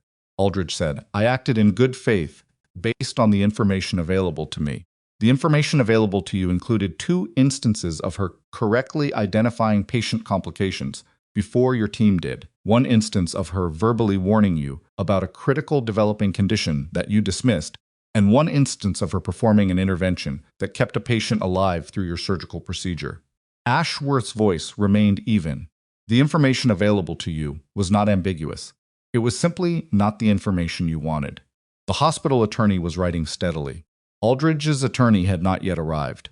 He was alone at the table with his white coat and the assembled architecture of his institutional standing, and Vivian watched him process what was happening with the particular controlled stillness of a man who had not expected this specific outcome and was managing the gap between his expectations and reality. Effective immediately, Ashworth said, I am placing your complaint against Ms. Marsh in administrative hold, pending the completion of the Naval Records review. The nursing board complaint filed under your name will be responded to by the hospital's legal office with the full service record, and the institution's position will be formally stated as unsupported. He paused. Additionally, I am initiating an internal review of the decision-making process that resulted in Ms. Marsh's removal from trauma rotations. That review will be conducted by an independent committee and will produce a formal finding. Aldridge said, You're investigating me. I'm investigating an institutional process. You were the driver of that process. Ashworth met his eyes. Yes, a very long silence. I'd also like to note, Ashworth said, that the post-operative monitoring gap identified in Lieutenant Sims's care, the gap that contributed to the cardiac event at 11:05 last evening, originated in the surgical protocol. The surgical protocol falls under your department's oversight. He set down the last page. That will also be part of the review. Aldridge stood up. He didn't storm out. He was too controlled for that, too aware of how it would read. He stood, gathered nothing because he had brought nothing to gather, and said, I'll be consulting with my attorney before I respond further. That's your right, Ashworth said. The review committee will be in touch. Aldridge walked to the door. He paused at it, just briefly, just for a fraction of a second, and looked at Vivian. She met his eyes. She wasn't going to give him the satisfaction of looking away, and she wasn't going to perform a victory she didn't feel. What she felt was tired in a way that went past the physical, and the absence of the threat she'd been carrying for 3 weeks, and the particular flat exhaustion of a situation that had required everything she had and was now slowly releasing its grip. She looked back. He left. The door closed. Ashworth exhaled not dramatically, just the ordinary exhale of a man who had done something that needed doing and was now moving to the next thing. He looked at Vivian. Miss Marsh, he said, your clinical privileges at this institution are formally reinstated as of this moment. Full trauma rotation access, effective immediately. He paused. I would also like to formally apologize on behalf of Coastal Pines Medical Center for the circumstances that led to your removal from those rotations. That should not have happened. Helen Voss, seated to Ashworth's right, looked at Vivian with an expression that was composed and warm simultaneously, which was a combination Vivian had come to associate specifically with Helen. Vivian said thank you. It was insufficient for what the moment was. But she'd never been good at the other kind of language, the expansive, declarative kind, and the people in this room seemed to understand that, and that was enough. She went to see Sims at noon. He was more awake than he'd been in the small hours of the morning, sitting up slightly, less gray, still wired to the monitor that was now showing a rhythm that had stabilized and stayed stable through the morning. Hargrove was in the chair in the corner. He stood when Vivian came in, and she gestured for him to sit back down. Sims looked at her face and read it the way he read everything. Done? It's done. The formal parts are still processing the nursing board response, the internal review. But the immediate situation is resolved. He let out a breath. Your license. The hospital is formally contesting the complaint, with the service record as primary evidence. She paused. Rourke says the nursing board review panel typically closes complaints at this stage when the responding institutions submits documentation of this type. Typically, I'll know within 4 to 6 weeks. Studied her. And Aldridge? Under internal review. His attorney is here. She paused. He built a good case against me. He just didn't have the information to know it was built on the wrong foundation. Sims was quiet for a moment. Are you angry at him? She considered the question honestly. Because Sims asked honest questions and deserved honest answers. Frustrated, she said. Not I understand what happened. He saw a nurse who was performing above her apparent qualifications, and he read it as misrepresentation, because that was the most logical explanation given what he knew. The rest of it, she paused. The rest of it was ego. When I turned out to be right, and he turned out to have missed something, he couldn't metabolize that. So he kept pushing, and that almost cost you everything. It almost cost me a lot. Yes. Sims looked at his hands, the same inventory she'd watched him do when he came around from anesthesia. Commendation, he said. From Al-Tafar, Rourke told me. I wrote it the week we got back. You'd already put in for separation. I didn't know how to. I didn't know what to do with the fact that you were leaving. He kept looking at his hands. You'd been with the unit for 3 years. You'd kept us alive in more situations than I can count on one hand. And you just left. And you wouldn't let anyone make anything of it. She said nothing. I wrote the commendation because I needed there to be a record. Not for the institution. For you. In case you ever needed it. He looked up. I guess you needed it. I guess I did. He held her gaze for a moment, the look of a man who had more to say and was making the decision about how much of it to say, which was very unlike the Carver Sims she remembered from 3 years ago, who had said everything at full volume and sorted out the consequences afterward. He'd gotten quieter. She noticed it now, looking at him in this daylight room, with the coastal October sun coming through the window. Why did you leave? He asked. The real reason, not the official one. She sat in the chair beside his bed. She thought about it, not because she didn't know, but because the knowing and the saying were different operations, and the saying required a kind of assembly she didn't often do. I was good at the work, she said finally. Too good at it. Keep going indefinitely. I could keep going until I was 60, until my body stopped working, and I would have kept doing it, and it would have kept asking everything from me. She paused. I wanted to find out if I could be a person outside of that, outside of the operational context, whether there was a version of me that wasn't defined by crisis. Sims waited. Coastal Pines was supposed to be that, she said. A quiet hospital in a coastal town. General medical floor rhythms. Nothing that would pull the old thing back out. And then a retired K9 walked through the door. And then a retired K9 walked through the door. Sims almost smiled. Boone. Boone. He always did have lousy timing. The almost smile got slightly more real, or perfect timing, depending on how you look at it. She looked at him, the gray in his hair, the healing incision she couldn't see but knew was there, the cardiac monitor still tracking above his bed, the window behind him with the small rectangle of salt grass and coastal sky. This man who had written a commendation on a document she was never supposed to see, in a deployment that was never supposed to be discussed, in case she needed it someday. How are you feeling? She asked. Because she was still his nurse, in whatever complicated way that was now true, and because asking that question was what you did. Like I had surgery, and a heart thing, he said. That's accurate. Felt worse. Also accurate. She stood. Hargrove will stay.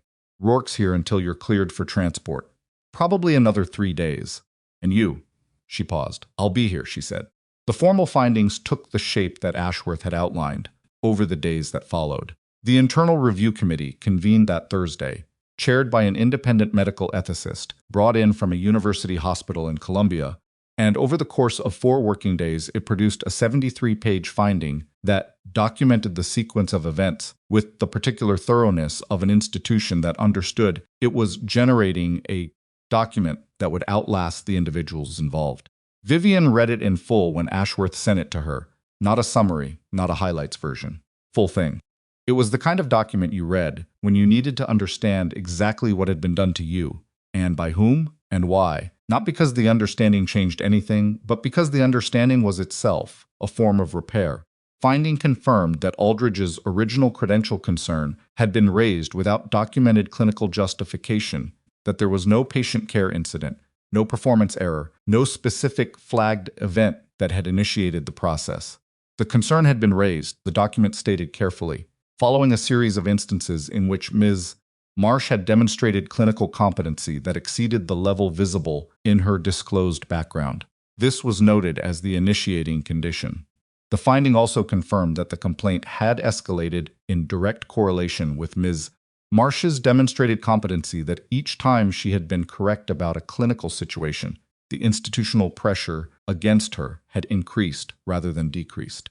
The review committee described this pattern in language that was measured and precise and deeply damning without ever using a word that could be characterized as inflammatory.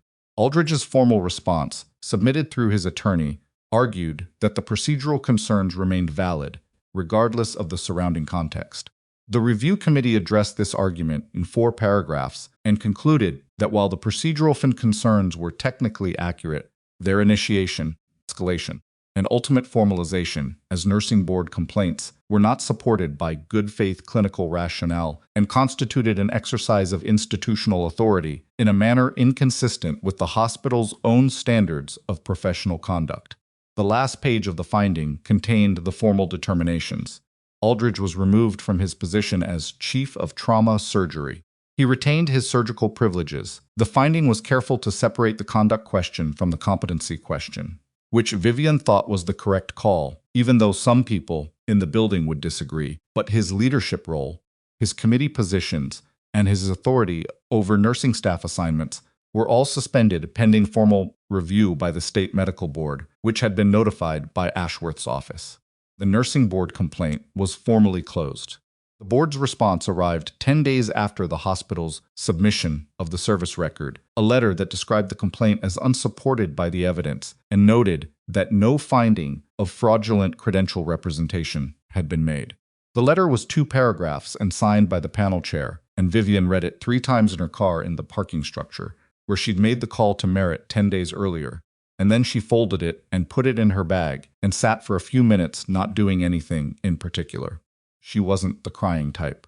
She'd learned a long time ago to move the feeling somewhere useful rather than let it pool. And she did that now, just sat with it for a moment. The closing of the thing, the specific weight of a threat that had been real and was now resolved. And then she got out of the car and went back to work. Sims was discharged on a Friday morning, 11 days after the surgery. He walked out of the hospital under his own power, which he had apparently been determined to do, regardless of what the discharge protocol suggested about using a wheelchair to the exit. Hargrove walked beside him. Wills was at the vehicle. Rourke was already outside. Vivian walked with them to the ambulance bay, exit not to the vehicle, just to the door, and when Sims reached the threshold, he stopped and turned. He looked at her. He had the particular look of someone who had prepared something to say and was now reconsidering whether words were the right instrument for it. "When you're done here," he said finally, "whatever that looks like, there's a program. Rourke's been working on it for 2 years. Medical support consultation for veteran rehabilitation facilities. Civilian credential, naval consultation contract. You could do both. I know about the program." Rourke mentioned it. He mentioned it the morning after the review session.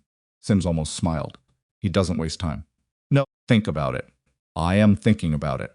He looked at her for another moment. Then he said, "You know what the worst part of the Altafar thing was? Not the operation. The after. Watching you leave, and knowing that you were going to go try to be normal somewhere, and knowing that it wasn't going to work, not completely, because people like you don't turn that thing off. Just finds a new direction." She held his gaze. "The direction it found," he said, "was pretty good." He turned and walked out into the October morning. She watched him go. Then she went back to the trauma floor. The weeks that followed had the quality of a life reassembling itself after something that had tried to take it apart. Not smoothly.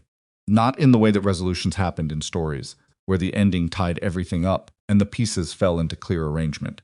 More in the way that real things reassembled with awkward edges, with the occasional wrong note, with days that were genuinely good and days where she thought about Aldridge's attorney's letter and felt the residue of what had been 3 weeks of sustained institutional threat and couldn't quite shake it loose.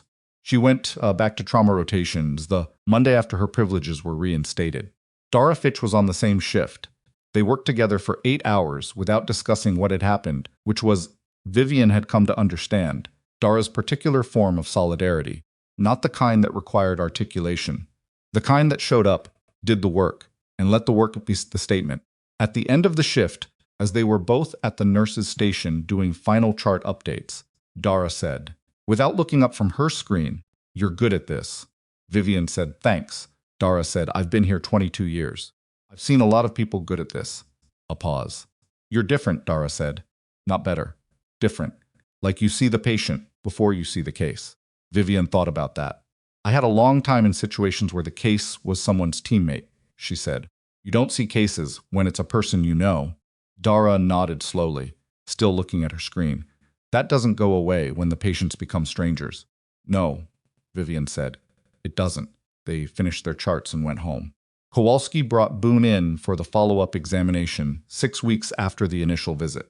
The degenerative myelopathy screening had come back positive early stage, consistent with what Vivian had seen in his gait. Kowalski had been told what that meant in terms of trajectory and had absorbed it with the quiet grief of a man who had seen enough loss to know how to carry it without making it someone else's burden. Vivian was the one who met them in the examination corridor. Boone walked in differently than he had 6 weeks ago. The right rear compensation was slightly more pronounced now, still early, still manageable, but the progression was visible if you knew what to look for, and Vivian knew what to look for. He saw her from the doorway. He crossed the corridor with the same deliberate, unhurried certainty as before, stopped at her feet. He sat. He placed one paw against her shoe. Kowalski watched. He'd been told about the incident in the review, not the details, just that it had been a catalyst, that the dog's behavior had drawn attention to something that changed the shape of events in that hospital. He didn't entirely understand the full picture, but he understood enough to watch the dog at Vivian's feet with the expression of a man in the presence of something he didn't have the right vocabulary for. Vivian crouched down. She ran her hand along Boone's neck, the same gesture as before, the same assessment of muscle tone and weight, and the particular quality of a dog who had done his work faithfully, and was now, with good grace, aging. He leaned into her hand. "Hey, partner," she said quietly. Boone pressed his head against her palm. She stayed crouched for a moment. Kowalski stood in the corridor and didn't say anything, which was the right call. She thought about the thing Sims had said, that people like her didn't turn that thing off, that it just found a new direction. She thought about 8 years of operational deployments and the specific kind of alertness that those years had built into her nervous system, the constant low-level scan for the thing that was wrong, the complication nobody else had clocked yet, patient who was going to deteriorate before anyone expected it. She'd spent 3 years trying to quiet that thing, trying to turn the volume down to something that felt like civilian normal. She understood now that she'd been trying to solve the wrong problem. The problem wasn't that she was too much of what she was. The problem was that she'd been trying to fit what she was into a shape designed for someone else. General medical floor rhythms, low-profile scrubs, paperback novels she never made progress in, the careful performance of unremarkable. It had taken an 11-year-old retired German shepherd who refused to follow a heel command to demonstrate, with complete canine clarity, that the performance wasn't working, that what she was didn't diminish when she tried to hide it, that it showed, not in dramatic gestures, but in the way she assessed a room when she walked into it, the way she stood at a bedside, the way she heard a patient say their boot felt tight and understood immediately what that meant. She stood. "He's doing well for early stage," she told Kowalski. "Keep the physical activity moderate, no long runs, but regular movement is good. There are some joint support protocols that can help the compensation." She gave him the information in the same direct, functional way. She gave everyone information. "I'll write it up." "Thank you," Kowalski said. He meant more than the protocol, and they both knew it. She walked them out. Rourke called 2 days later. "Consultation contract," he said. "Ashworth has agreed to a formal partnership arrangement. Naval Medical Consultation Team, embedded at Coastal Pines, primarily for trauma training and protocol development. 3 rotating personnel. You'd be the civilian lead." She sat at her kitchen table with the phone and looked at the window. Coastal grass outside was moving in the afternoon wind. The light was the flat, clean light of November in the low country. "Stay at Coastal Pines," she said. "Yes. Civilian position. Full trauma rotation. The consultation role is additive. You'd work with the Naval Medical Team on case reviews, training protocol, cross-training between civilian and military trauma nursing." He paused. Ashworth proposed it. I said yes before he finished the sentence. "You didn't consult me. I'm consulting you now." She almost laughed. Almost. "The point," Rourke said. His voice shifted slightly, not softer, but less operational. More whatever it was he was underneath the operational, is that you don't have to choose. Spent 3 years trying to choose between what you were and what you wanted to become. Doesn't require that choice. She looked at the window. She thought about a trauma bay, at 9:40 p.m., and a blood pressure reading that dropped to 54, and a needle in her hand, and a room full of people who hadn't seen what she saw, and the particular quality of certainty that she'd felt in that moment, not arrogance, not performance, just the clean and immediate knowledge of what was wrong and what needed to happen. Thought about Dara Fitch saying, "You see the patient before you see the case." She thought about Boone at her feet, one paw against her shoe, with the absolute uncompromising honesty of a dog who had done his work and knew who else had done theirs. "Okay," she said. Rourke was quiet for a moment. "Then good. Don't make it a thing." "I wasn't going to make it a thing. We're a little bit going to make it a thing." Another pause. Something in his breathing that might have been the closest he came to laughing on the phone. "Get some sleep, Marsh. You too, sir." She ended the call. She sat at the kitchen table for a while after that. In the November afternoon light, the window and the coastal grass and the particular quiet of a life that had been tested at its foundation, and had held not because the foundations were perfect, not because everything had gone the right way, or because the right people had showed up at the right time through anything other than the messy, unglamorous accumulation of choices that people made over years, but because she had not let go of what she knew how to do, even when someone with institutional authority told her it wasn't hers to do. Preston Aldridge had looked at her and seen a nurse with suspicious paperwork. He had been looking for the wrong thing. The paperwork was never the point. It had never been the point in any of the places she'd worked, in any of the conditions she'd worked in. The point was the patient in front of you, and what you knew, and whether you had the will to act on what you knew when the room was telling you to stand down. She had always had that. She had always been going to have it. The building where she worked didn't grant it and couldn't take it away. Some things she had learned across 8 years of conditions that tested every version of that proposition were simply yours. Not because you were perfect, not because you were invulnerable, not because the system recognized them or documented them or stamped them with the right approval. Yours because you'd built them in the dark and the noise and the years of doing the work when nobody was watching, in every situation that asked everything from you and got it, until the competency was so deep in your structure that it stopped feeling like something you did and became simply something you were. Nobody could file a complaint against that. Nobody could put that under administrative hold. Vivian Marsh went to bed at 9 o'clock and slept without dreaming, for the first time in 3 weeks until morning.